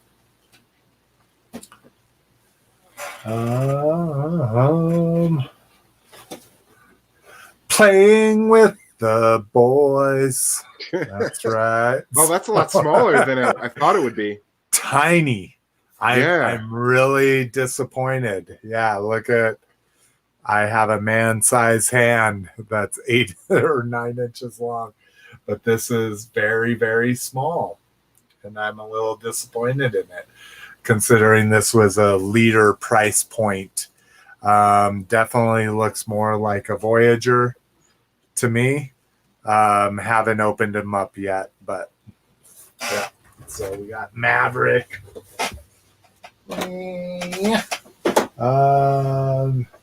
Still going strong here. Very last Devastator Skipjack. So now I've only opened 3 of my Devastator bots, so I have 5 to open to be able to make that mofo. But he finally showed up.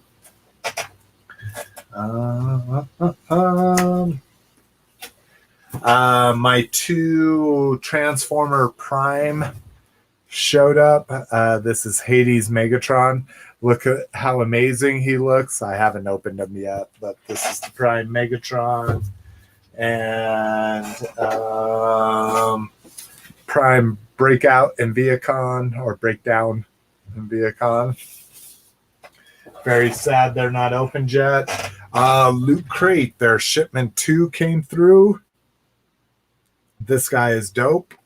So if you ever played Turtles, when the robot would wrap you up, you'd get electrocuted and you would look like this. And this guy's glow in the dark. This is the whole reason why I subscribed to the NECA Loot Crate series, is because I really wanted this guy. So he came in along with them, talking about puffy stickers, Lotus. These are dope. These are like, look at these. These are almost the same size as the Maverick. Oh, Lotus dropped off. Hey, sorry, Lotus.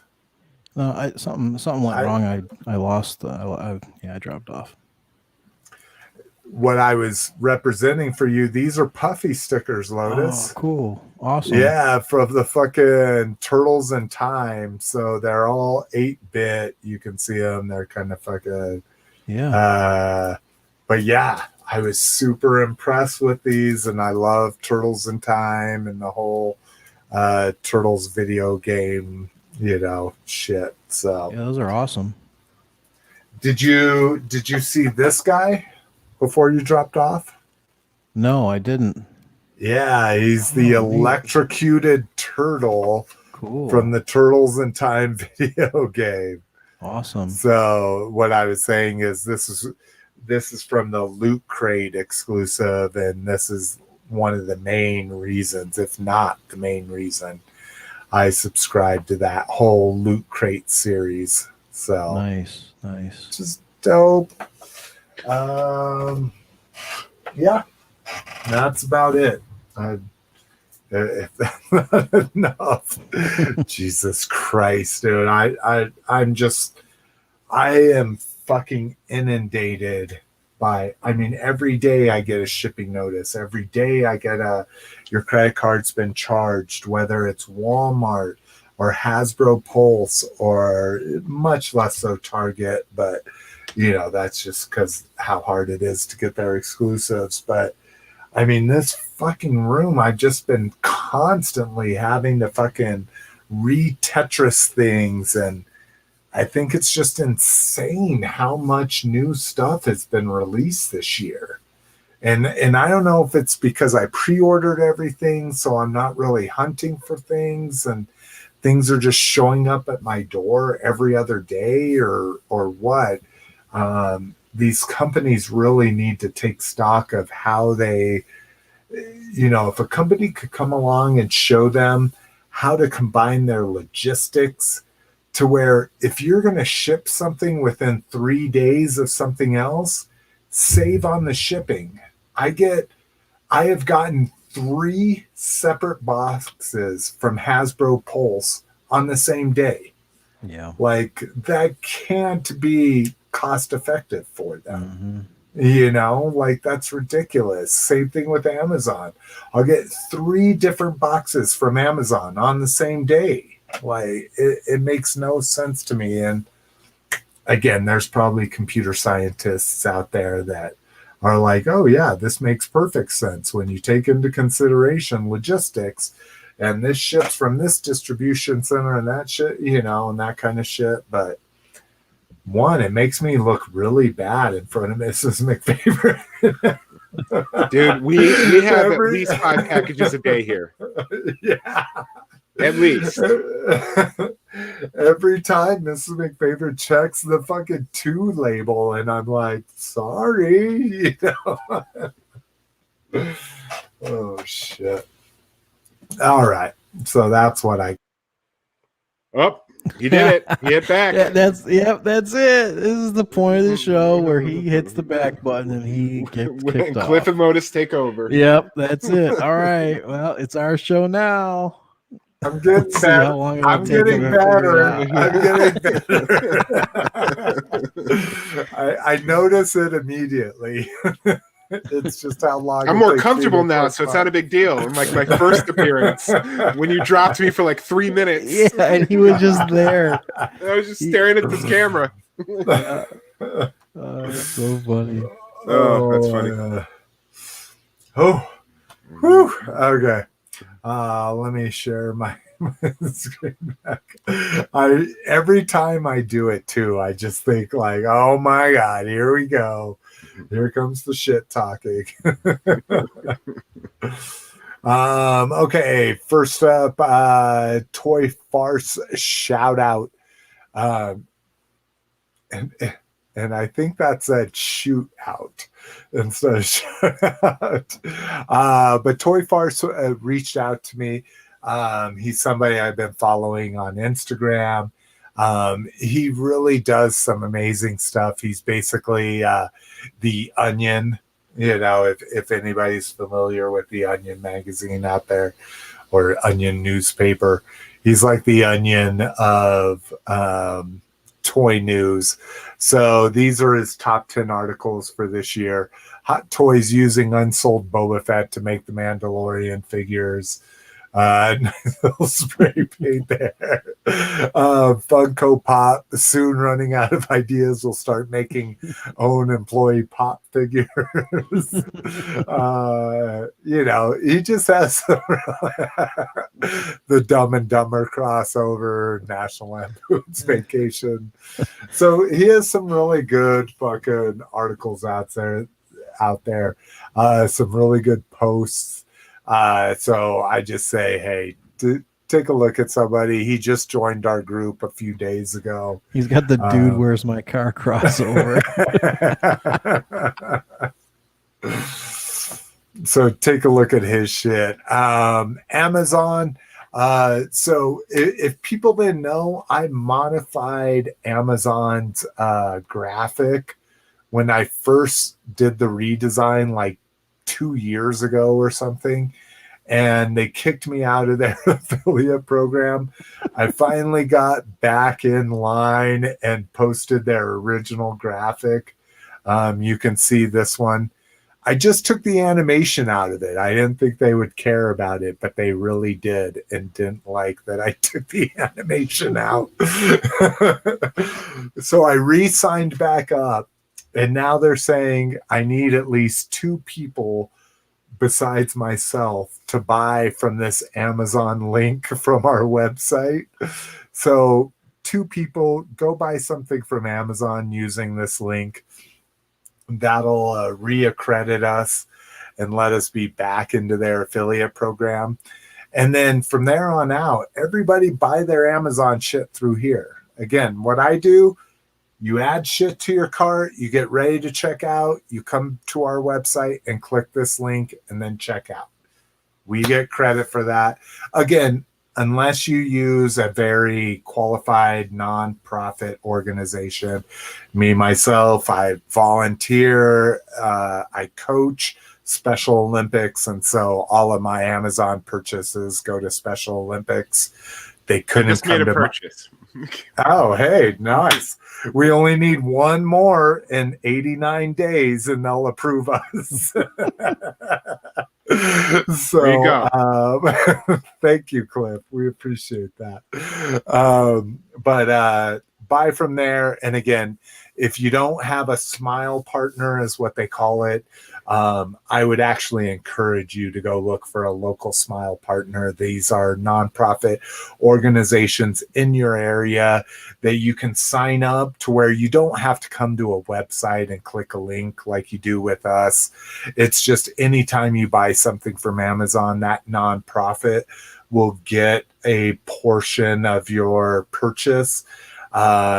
So do that first. Look for a school, look for a case or a cause that you're concerned about, and sign up with smile.amazon.com. But if you can't find anybody and you want to give us a few cents every time you buy something from amazon.com, then come to our website and use that link each time. We would appreciate it. All right. Let's see. Ooh, I reduce that. Let's blow that shit up. AAA. These came from questions talking about last week, and we're going to give a big spoiler right now if this big text on your screen isn't spoiler enough. Big spoiler, it's Mandalorian spoil season from here on out. If you haven't seen the latest episode, if you haven't seen the latest 3 episodes, whatever, we're going to spoil the shit out of them. So check out, there's not too much in grab bag, a few Star Wars things, like 12 seasons of new fucking series. But anyways, we're going to spoil Mandalorian. So I'm sure you heard about that other stuff. Anyways, how do you feel about the child's official name, Grogu? Cliff? I don't really have any opinion. It sounds Star Warsy. I've been calling him Baby Yoda. I'll still call him Baby Yoda, but I mean, his name is his name. I don't have any issue with it. It's going to take a while for me to start using it. Yeah, I like the asset, and the child was even better. But yeah, I mean, what do we have from his species? We have Yoda and Yaddle, and now we have Grogu. So seems in line. Lotus, I know you probably have not caught up on this, but the child's name is Grogu. Mm-hmm. What do you think about that? I don't know. I mean, the child is, baby Yoda. The child, I don't know. It doesn't really matter. Okay. I think baby Yoda is just, you want to associate the cuteness of the character. So Baby Yoda just sounds cute. That's all. And Grogu sounds like a mess of something. I don't know. I agree. Grogu is not as cute. I mean, Grogu is not even as cool as Yoda. Like, Yoda sounds cool. Like, it just sounds like it fits. Like, Grogu, like you got something stuck to your foot or something. Grogu, like a bubble gum, like you stepped on bubble gum and it's Grogu on the bottom of your sneaker. So now the only other Yoda species that we know of is called Yaddle. Yaddle? Okay. So you have Yoda, you have Yaddle, and now you have Grogu. Do you still feel the same way? Why can't it be Grogu? Or Grogu. I don't like the ooh. I don't like the ooh, because ooh just sounds like goo. I don't like that. I don't like goo. I like if it, what if it was Grogo? You know, wouldn't that be better? Grogo or I agree. I would like Grogu? Grogo better. Grogu. I would like Grogo better than Grogu. Yeah, because like you would say, agree. Yoda, like the ooh is really throwing it off. Is the ooh? Yeah. Cliff, what do you think? Like I said, I've got no issues with it. It sounds Star Warsy. It's weird. I don't know anybody named Grogu, so apparently, like it's funny. I've read a lot of articles or a lot of Twitter posts about people like actively pissed about the name, and it's like, what could he have possibly been called? Do you know what I mean? Like we have no frame of reference. We've never seen a baby. Exactly. And we've only met Yoda. I mean, we know of Yaddle. We barely met her. She was in a couple scenes. Oh, Yaddle's a girl? Yeah, Yaddle's she's the female Yoda on the Jedi Council. Yeah. But And Lotus, like, she literally has 38 seconds of screen time, no words or anything like that. So don't be like, oh, these people know a lot more about the Yoda species than I do. She was literally nothing, but she's canon, So let's see who will be first to get a Grogu tattoo. I'm looking at you, Lotus. I already have two Star Wars tattoos. No. Lotus, and I should know this. You have no Star Wars tattoos, I assume, correct? Me? No. Why would I have Star Wars? I've never even I seen don't all know, the movies. for ironicness. I don't know. No. Like you get a stormtrooper with like Mickey Mouse ears or something just to make fun of fanboys or something. No, absolutely not. I do not. We'll check in with Cliff on his two tattoos, but so we can assume you have some Star Wars tattoos, correct, Lotus? No. Are you talking to me again? Yes. Why are you talking to me? I just said no. Star Wars? Oh, did I say? I'm sorry. Yeah, I meant to say Transformers. Oh, Transformers. I'm sorry. I completely misspoke. I was like, are we in the Twilight Zone? Like, what in the world I was is with going you, on Lotus. here? Cliff knows I've had a few to drink before we even started. I'm sorry. I meant to say we know you have some Transformer tattoos, Lotus. Right. Correct. But what outside of Transformers? What's the other dominant theme in your tattoos? I have a robotic arm. Oh, interesting. So just nothing specific, just robotic. Like bio robot, like. And if I'm being too personal, you can say, "Hey, you're being too personal." It's a mechanical arm, but it does tie into Transformers. Yep, I could say that. Okay. All right. Thank you, Lotus. I appreciate that. I was just curious. I didn't want to assume you just had like sleeves and sleeves of, 84 Transformers up and down. I figured you might have another theme or another, it's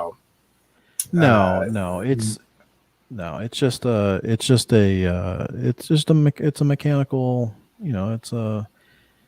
it's a mechanical arm that ties into Transformers.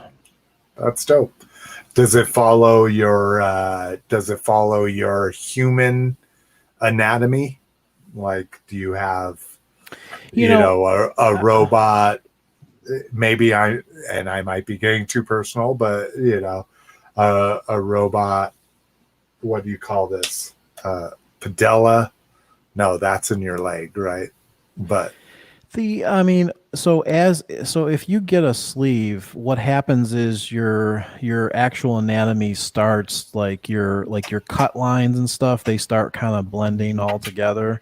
But when they're doing the sleeve, they take that into well, a good artist should take that into consideration. So they do follow the contour of your triceps and your biceps and all that. So that there you go. a good artist is going to do that. Like you're not, it's supposed to be a flow.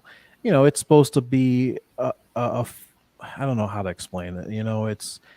I feel yeah, like it should go along those muscles, those tendons, right. those bones. Yeah. It's just like the one thing that's weird about it is like if you've ever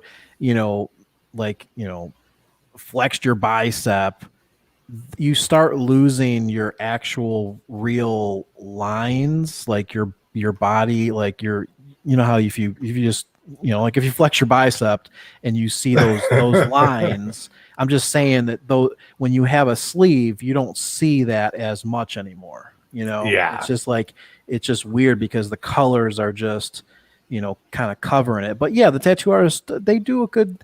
He does a good job with trying to follow the contour of your your arm. So that's awesome. I love that. I love it.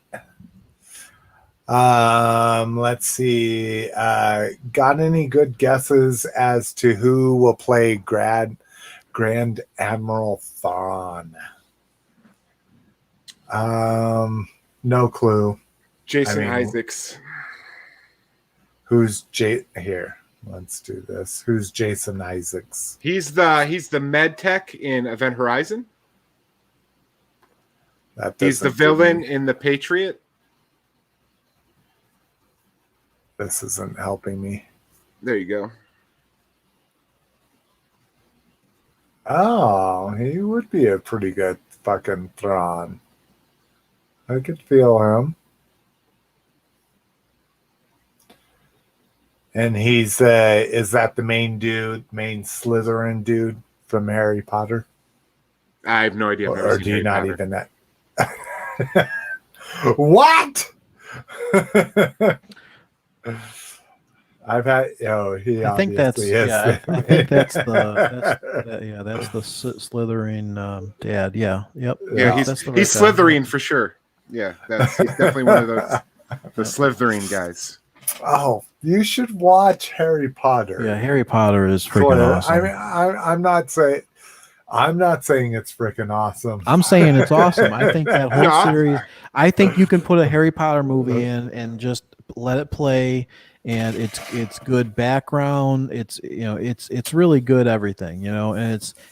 And it's actually good movie even for the holidays. I think it actually ties into the holidays. It's a very wholesome. It's a wholesome movie, but it does have some crazy characters in there, and it's not too mythical because I'm not into the Lord of the Rings and stuff, but when it comes to the magic and all that kind of stuff, I'm kind of interested. It's.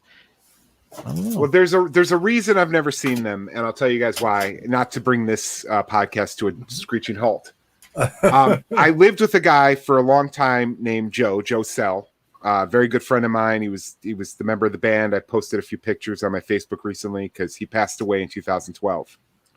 Well, I lived with him for like 3 or 4 years. He was a huge Harry Potter fan. Like, he read the books, loved the movies. And I'm super into Star Wars, and he was constantly trying to get me to either read the books or watch the movies. And I was like, no, I have no interest. He's like, I'll tell you what, when the last movie comes out on DVD, I'm going to buy it. And then me and you together will watch all of them. And I said, fine, Joe, me and you together will watch all of them. And then he passed away before the 7th movie came out. So that is an appointment I intend on keeping with Joe for whenever I see him again. That's super admirable. Dang. Yeah, that was heavy. Yeah. He's a good dude, and that next time we see each other, I'll have to sit down and watch all the goddamn movies. Now, I feel you, and I just want to say I think you need to catch up to him.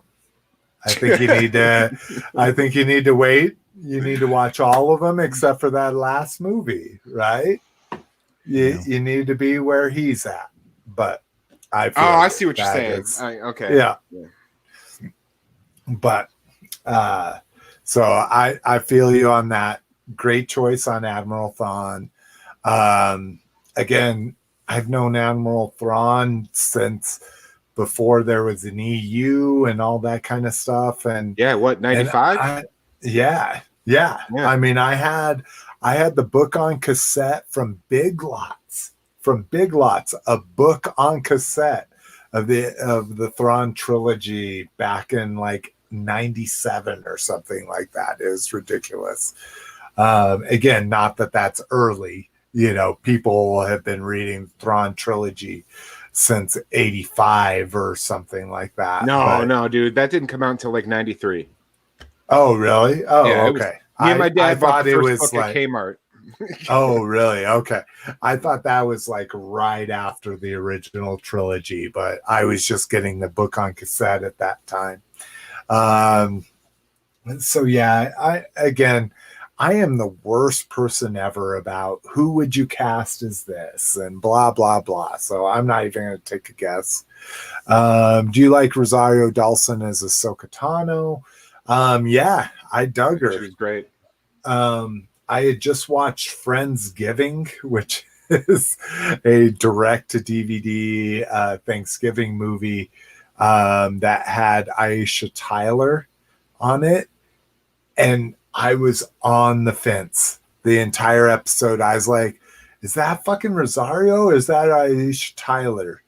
And again, that may be the complete racist side of me of, you know, facial structure, full lips, that kind of thing. But I love Rosario as fucking Ahsoka Tano. I love that episode. Just finally shooting things, you know, it seemed like, hey, everything's in the bright daylight and everything happens like this. And almost that entire episode was kind of in darkness and clouds and Fog. that kind of thing. Yeah, exactly. So I love that. And will she come back again in the Mandalorian series? Now I assume so, but we're going to get into this, and Grab Bag she's got her own fucking series now.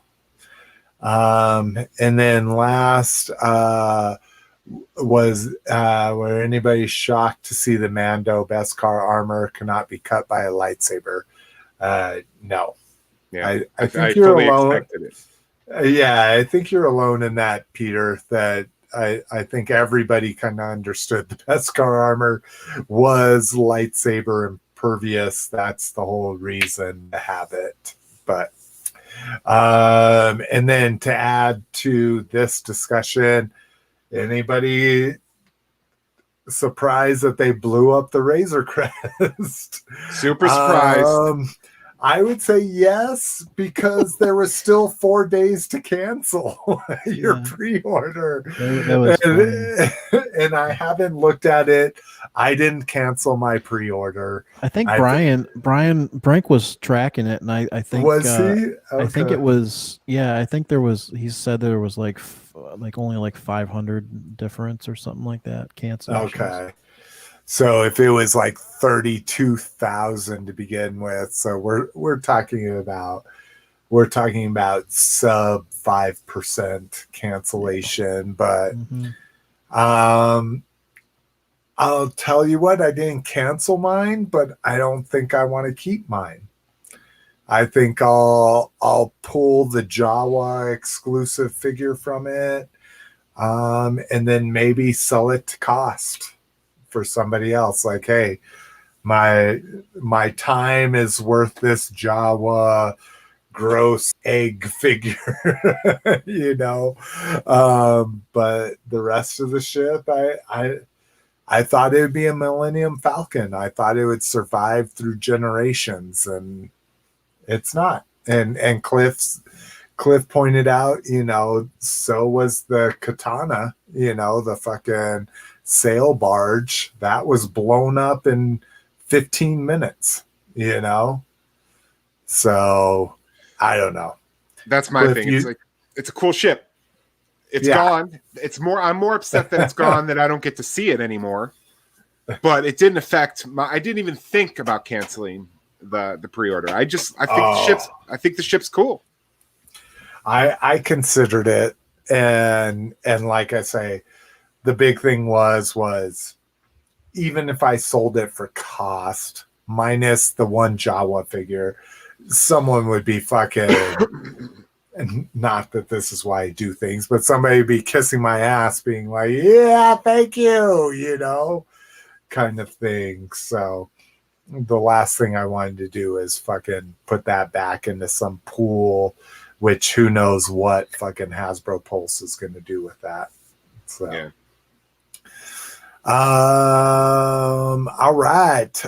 So Star Wars now, again, I am not one to be watching trailers and seeing everything that people post. I know that fucking Disney Plus just literally dropped, and maybe Cliff, you know, maybe I watched it. Lotus, you know.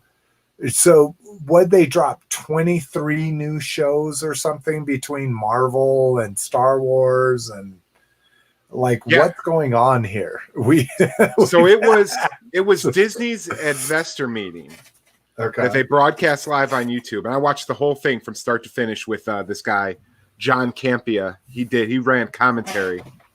He does like a daily movie show. Mm-hmm. So I was watching John Campea, who was streaming the Disney shareholder thing. So I watched the whole thing with John Campea's commentary, and they went through everything they're doing with Disney Plus, everything they're doing with Hulu, everything they're doing with ESPN. I mean, they did everything. So this isn't all Disney Plus. This is it's Disney all as a over company. the place. Yeah. Oh, crazy. So all the Star Wars stuff is either going to be a movie, which they announced 2 movies, or a Disney Plus series, which they announced. All of the series they announced are Disney Plus. Okay. And then 2 theatrical movies for Star Wars. But everything else is going to be a Disney Plus story. That is just insane. So, okay. So everything Star Wars will be Disney Plus and or a movie, which will most likely be Disney Plus, unless. Oh, these aren't coming out. I mean, the first one isn't coming out until 2023, so we got time. Oh, okay. Okay. So they're going to take this to theaters. So what is the timeline for most of these series? Like we've been seeing Kenobi for a while, but are these all coming in a year, 2 years, 5 years? They didn't really say when they'd be premiering. Obi-Wan begins production in March and is set 10 years after Revenge of the Sith. Okay. Oh, interesting. So that's and in Hayden fucking, Christensen's back. Right. So that'll run fucking 10 years before Star Wars. Basically, Luke's 19. Yeah. So yeah. Is Luke? Wait, hold on. Luke is 19 in Star Wars. Okay. Yeah. Yeah. So, and this is 10 years after his birth. So yeah. Okay. And we got Hayden Christensen in that one. Yep. As Anakin / Vader. Interesting. Wow, that's interesting. Okay. And Ahsoka here. Ahsoka and Rangers of the New Republic are going to be spin-offs of Mandalorian. They're going to take place in the same time frame as Mandalorian. And they will kind of weave in and out of each other's episodes. And then they will have a series. They will have either a movie or a series where all 3 series come together, kind of like Defenders for Netflix. That's crazy. And then Lando. Oh, go ahead. I was going to say, Rangers, anything specific about that or just... No, nothing specific. The leading thing seems to be like the 2 X-Wing pilots that keep popping up in Mando. Yeah, the Kim's Convenience and Filoni. and Filoni. They think they're probably going to be part of that. Maybe Cara Dune, since she's now a ranger herself. She's been given that badge. Okay. All right. And then Lando? Lando, it has not been said if it's going to be animated or live action, but it's just going to be young Lando's adventures throughout the galaxy. Kind of, it sounds pre-Solo. Okay. Andor, a tense nail-biting spy thriller by Tony Gilroy. Yeah, Tony Gilroy, if you don't know, I think wrote most of the Bourne movies. Mm-hmm. He came in to fix Rogue One when it was getting out of Gareth Evans' hands. I didn't realize that. So he's a bit of a script doctor. And this will obviously take place prior to Rogue One, and it'll be Cassian's adventures in the Rebellion. And Bad Batch. You've been keeping up with the The Acolyte Acolyte sounds awesome. So let's see. Creator of mind-bending series, Russian Doll. Oh, I loved Russian Doll. Acolyte is a mystery thriller that will take the audience into a galaxy of shadowy secrets and emerging dark side powers in the final days of the High Republic era. So they say this is going to focus on a young female Sith apprentice. Interesting. In the High Republic, when everything's like basically the crown is what I feel the High Republic is. All right, Visions. What do you know about Visions? Visions is just a bunch of short. It sounds like this is Star Wars versions of Marvel's What If. Oh, interesting. Like little just vignettes that don't connect to anything larger. They can kind of do whatever they want. And I believe it's going to be all written and directed by like famous anime writers and directors. Oh, that's dope. I'm fucking down with that. Droid Story. Droid Story is going to be about a young droid. It's going to be a movie. It's going to be like basically a Disney movie starring C-3PO and R2-D2 with a new young droid that they kind of take under their wing. Very cool. Then we got Willow. Wow, that's crazy. Willow, I believe, is a sequel series. Yeah. Kind of like what they did with Dark Crystal. Amazing. And like I say, this doesn't even touch on Marvel. So if people are Marvel fans, the Marvel was another 16 or 17 different projects or something on Marvel's side. Yep, and all of them either Disney Plus series or theatrical movies. They are not releasing any of their movies on Disney Plus until they played theatrically, which is a huge fuck you to Warner Brothers. Yeah, and the Warner Brothers thing, I'm like, we're HBO Max subscribers, so we're like, yeah, all right, and everybody else is talking about how this is the end of movie going culture and all this kind of shit. What do you think, Cliff?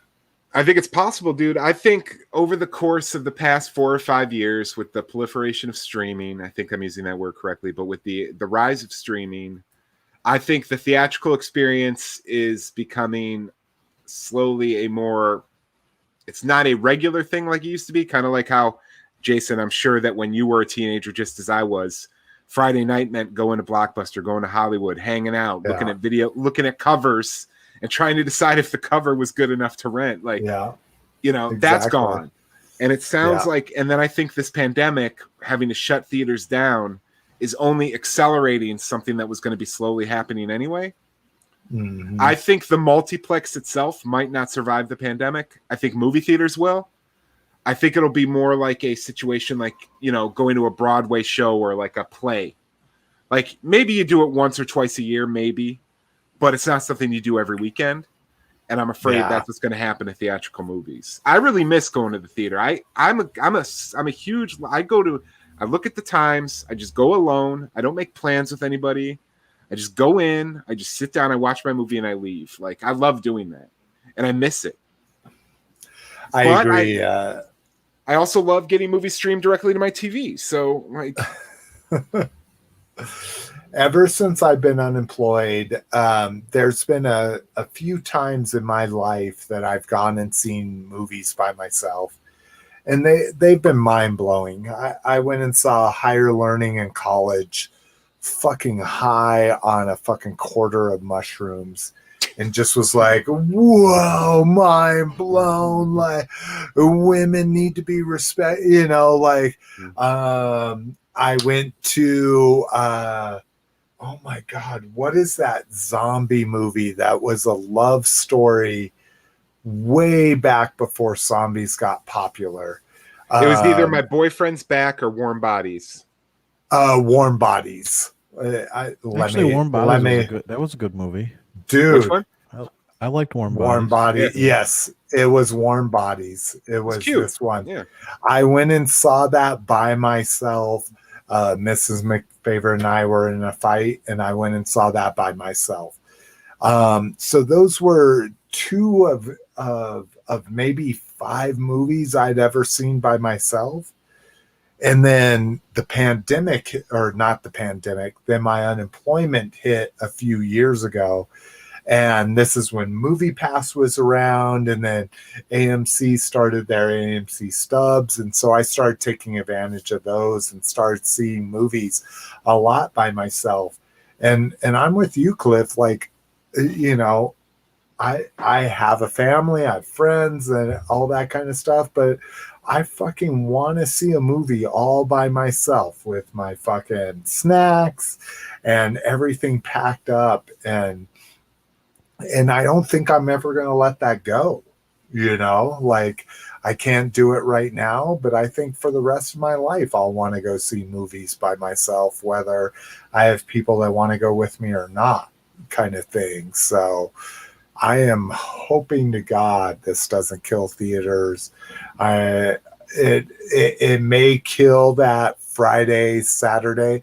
When I was in high school, we skated down to our movie theater and we saw a movie every single Friday and Saturday night for 3 years. Like that can't be, that can't be disputed of how much money that brought in. Me and 15 of my skater friends paying full price to see movies, kind of thing. And we would just talk through them and be the asshole teenagers through the whole thing. And I feel bad. And I try to make up for it at every chance I get. But, like, I'm hoping that never goes away because it won't ever be the same. Yeah, dude. And trust me, I worked at a movie theater in high school. And then when I graduated high school, I got promoted to manager, which they taught me how to run the projectors, and they gave me an alarm code for the building. So me and my friends would go in at like 2 a.m. on a weeknight and run whatever movie we wanted. Yeah. Like, see, that I couldn't even imagine, It was awesome. You turn it up louder. You turned off all the lights, even the little lights on the stairs. You didn't have to have the guide lights and shit. Yeah, everything. Turn off everything. Pitch black. Shit. Brinkalizer says he would do the same thing Cliff does. I miss it too. I also miss the chicken fingers my dine-in theater served. And yeah, I mean, it's simple things is that, like I say, I did a lot of drive-in movies in my high school years, and those were just drug-infused, alcoholic, blackout driving drunk instances. Doesn't mean it's right, but it's experiences I don't think people will ever get to live again, All right. Star Wars new projects. So we just went through all of that inadvertently, or maybe we did. There is a new Star Wars app feature that will allow you to be the target of the Mandalorian. What do they call those? A tracking beacon or something like that? Oh, the fobs? Yeah, the fobs. So you can be a fob in the Star Wars app. Transformers new War for Cybertron trailer. I feel Don't you awful. dare play it. Don't you dare play it. I'm not going to play it, and I haven't even watched it. So we're going to skip over this. We're getting pretty late anyways. We want to get to some Mandalorian talk. New VR game for people that have VR setups. This isn't just for your mama's Samsung VR setup. These will require complete immersion. And then for G.I. Joe Origins, we get to see Storm Shadow's gloves. Wah, wah, wah. Holy shit, he's wearing white gloves, Slick. Oh my god, they appear to be sportswear. And you get to see his sword, which his sword was white in the original movie, and now it's black. Oh, man, the so Arashikage scary. clan, they're really good with their branding. I think about I'm back in Taekwondo with my daughter, and our master is very good at his branding. Like, his logo is on point. He's got a good website, and I'm like, this makes me feel better about myself, even though it really doesn't matter, because he's a Korean dude teaching us OG Taekwondo, and that's what really matters. But yes, branding does matter. When it came to the Origins movie, basically Warner Brothers is saying, no, this is not one of them that's going to go straight to streaming. This will go to movie theaters. So, I'm sorry, Paramount Pictures is saying it's not going to go streaming like Warner Brothers movies are. All right, Lotus, have you been watching Mandalorian at all? I know I haven't. you were saying. I haven't watched any of the new stuff, so I'm probably going to tap out. Okay. All right. Well, Lotus, we love you. I want to kiss you, like kiss you all over. Oh my god! Over You've had way too much. Way too much to drink.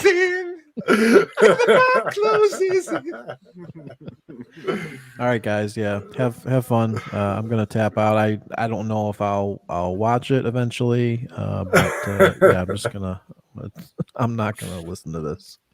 All right. Love Take it you, easy, brother. Lotus. All right, see you guys. I think of you as platonic friend. Okay. So pretty crazy. Like, I guess I need to look this up, because I wasn't even caught up the last time we started talking about this. What hadn't I seen yet?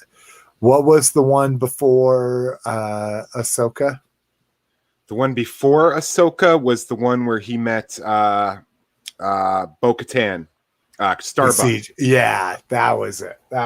So I finally caught up on, and obviously if Lotus leaving wasn't key enough, spoiler. I had actually caught up on Clone Wars. I had literally watched the episodes with her on Clone Wars right before that one. Or no, sorry, not right before, right after it. So it was a really good feeling to kind of see her in the episodes and then see her on Clone Wars. And I'm super excited about it. Oh, look at this. Brinkalizer saying, was that exile? That was self-imposed exile on Lotus's part. But AAA, you're just in time. We're literally talking about Mandalorian right now. So it was dope. I really liked that episode. I liked that they kind of revealed that he was a religious zealot. That's awesome, because when Mando first started, all my friends were asking me, they're like, wait, Mandalorians don't take off their helmets? I'm like, I don't know, dude. I've seen the Clone Wars. They took off their helmets all the time. So I don't know what this is. Right. So for them to finally be like, oh, he's part of a subgroup that's crazier.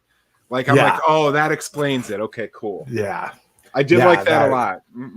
It was exactly. It was the curls down the face, and I love that about it. Some orthodox shit there. I did love how faithful the costumes were to the original Clone Wars. For Bo-Katan. What's her name? I think it's Bo-Katan. Yeah, I think it's Bo is her.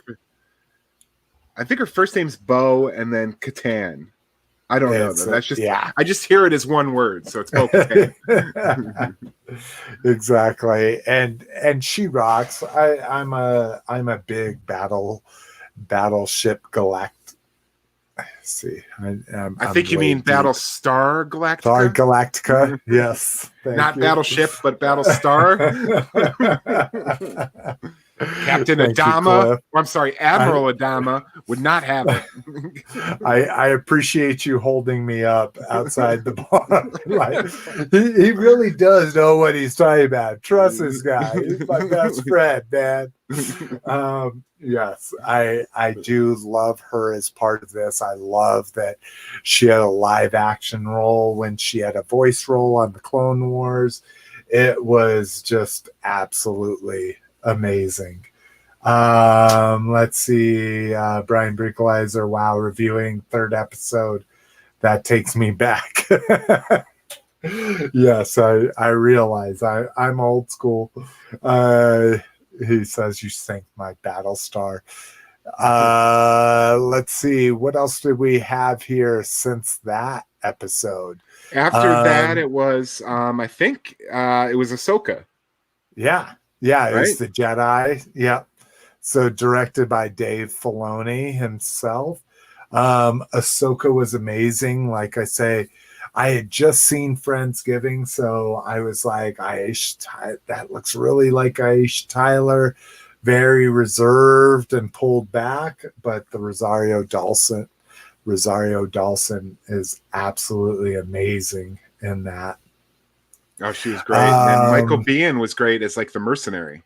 Yeah, that's true too. I love the Beskar spear. Yeah, that the Imperial had there. It's I don't know if it's getting amazing or if it's just getting super fan winky, and that's what I'm enjoying about it. It's getting pretty obscure with its fan winkiness. I agree. We've had a few in a row. With like fan nods, like with Bo-Katan, then we got Ahsoka, and then almost immediately we got the Dark Troopers and the return of Mr. Fett. Yeah, so it is getting a little fan winky, but I'm totally fine with it. It's awesome.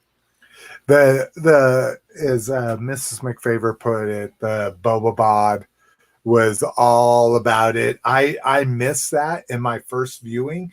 I literally had to rewind or restart that episode and fast forward it to the last 30 seconds to see Tamora Morrison, back from, I think that was the first episode, right, of the new season.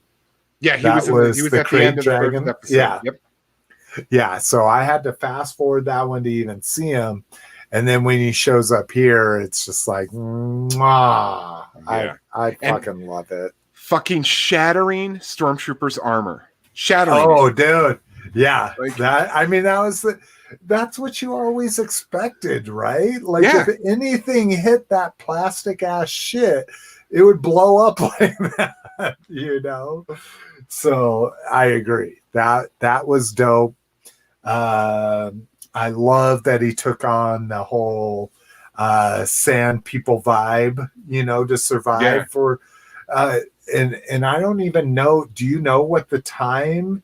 I mean, it's like 28 years, isn't it? I mean, it's not Force Awakens time yet. But it's 6 years after Return of the Jedi. It's 6 years after the fall of the Empire. Oh, I thought it was much further than that. Okay. No, it's so only 6 years. Okay. Yeah, so that's why there's still remnants around.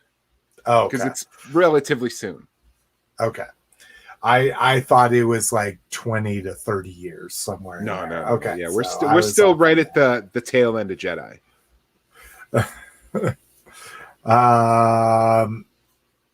Let's see. I'm looking at the chat here.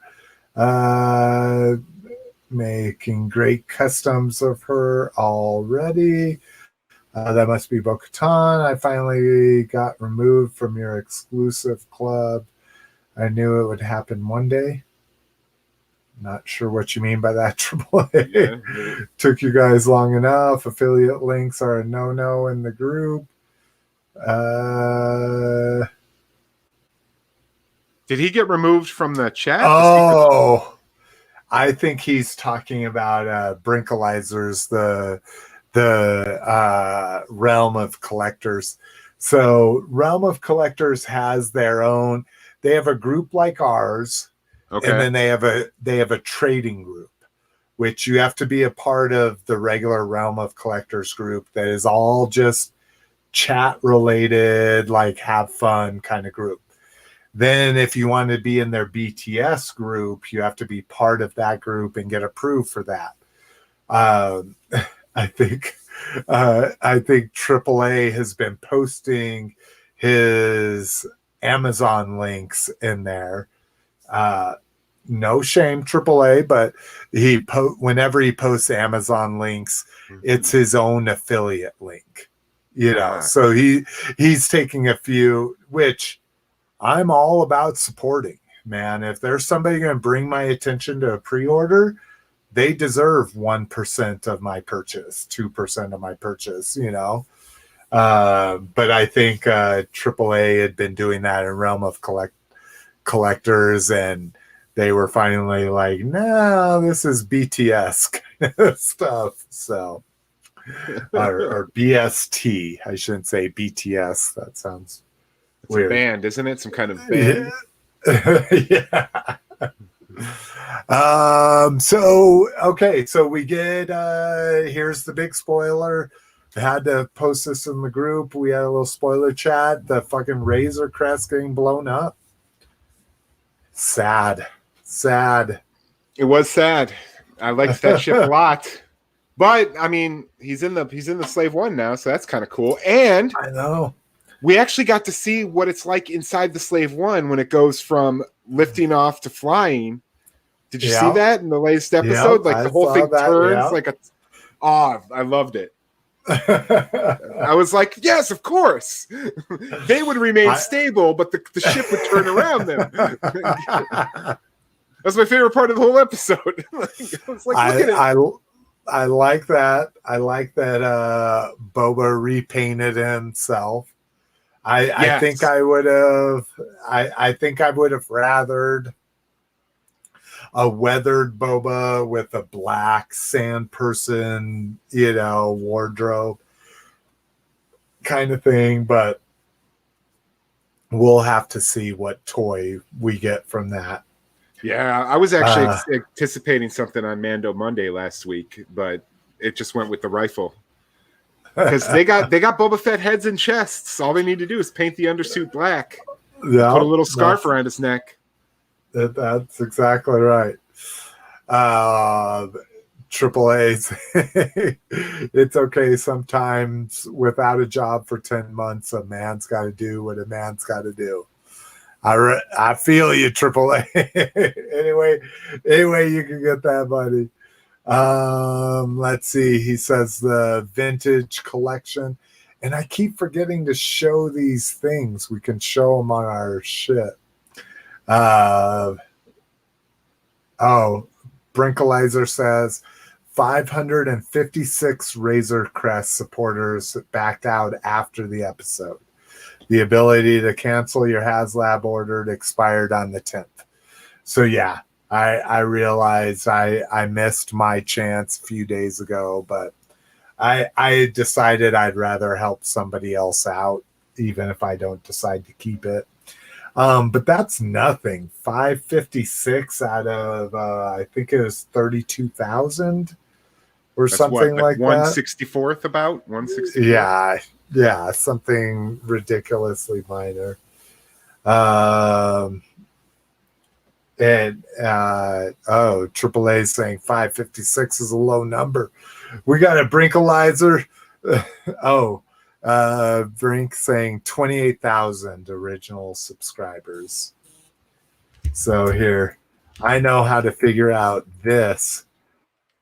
My bad high school math has got me here. So I have 28,000 divided by, or no. Oh, sorry. I have 556 divided by 28,000. Oh my God. I can't do my calculator here. 28,000. All right. 2% or not. Yes, 2% backed out of that shit. Or no, I'm sorry, 0.02%. So not 2%, 0.02%. AAA says he would have loved to have more people cancel out so there was less in circulation, which will make it more valuable. Yes, it would be nice that a bunch of people backed out, but okay, so the latest episode, Cliff, are you caught up? Yeah. I wake up on Fridays at 6 a.m. to watch it before I can log on to. Oh yes. My God. I had to like force myself right before I took a shower, right before this show to watch it without Mrs. McFavorite, and she's going to be mad that I watched it without her. Just pretend you didn't. She doesn't listen to the show. Exactly. So we got Bill Burr back in effect. Love me some Bill Burr. That was awesome. What was the other big thing? Completely reminded me of the G.I. Joe episode where they had those carriers carrying the crystals. Do you remember this? Yes. Yeah. It was like the movie completely Sorcerer. reminded. Oh, was that the same thing where they had a vehicle carrying very fragile crystals? No, Sorcerer is about a bunch of guys who have to drive a truck full of poorly kept dynamite that's sweating nitroglycerin through a jungle. Ah, okay. It's fucking awesome. You should check it out. It's William Friedkin directed it. He did The Exorcist, and it stars Roy Scheider from Jaws. And what year is this? 77. I just got the Blu-ray. Oh wow. Oh, okay.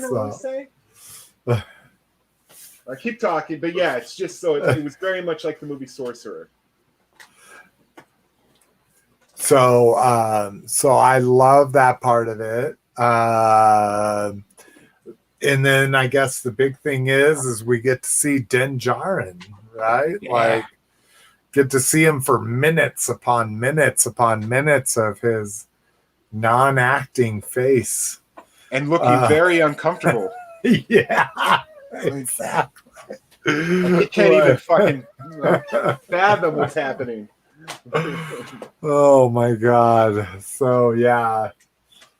I don't know. The more you know what that means? And what's funny is he put that Death Trooper head on and nodded just like this much, and I was like, oh, okay.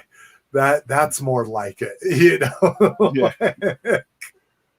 Just having his head nod once was more comforting than him having that mask off his face for 5 minutes.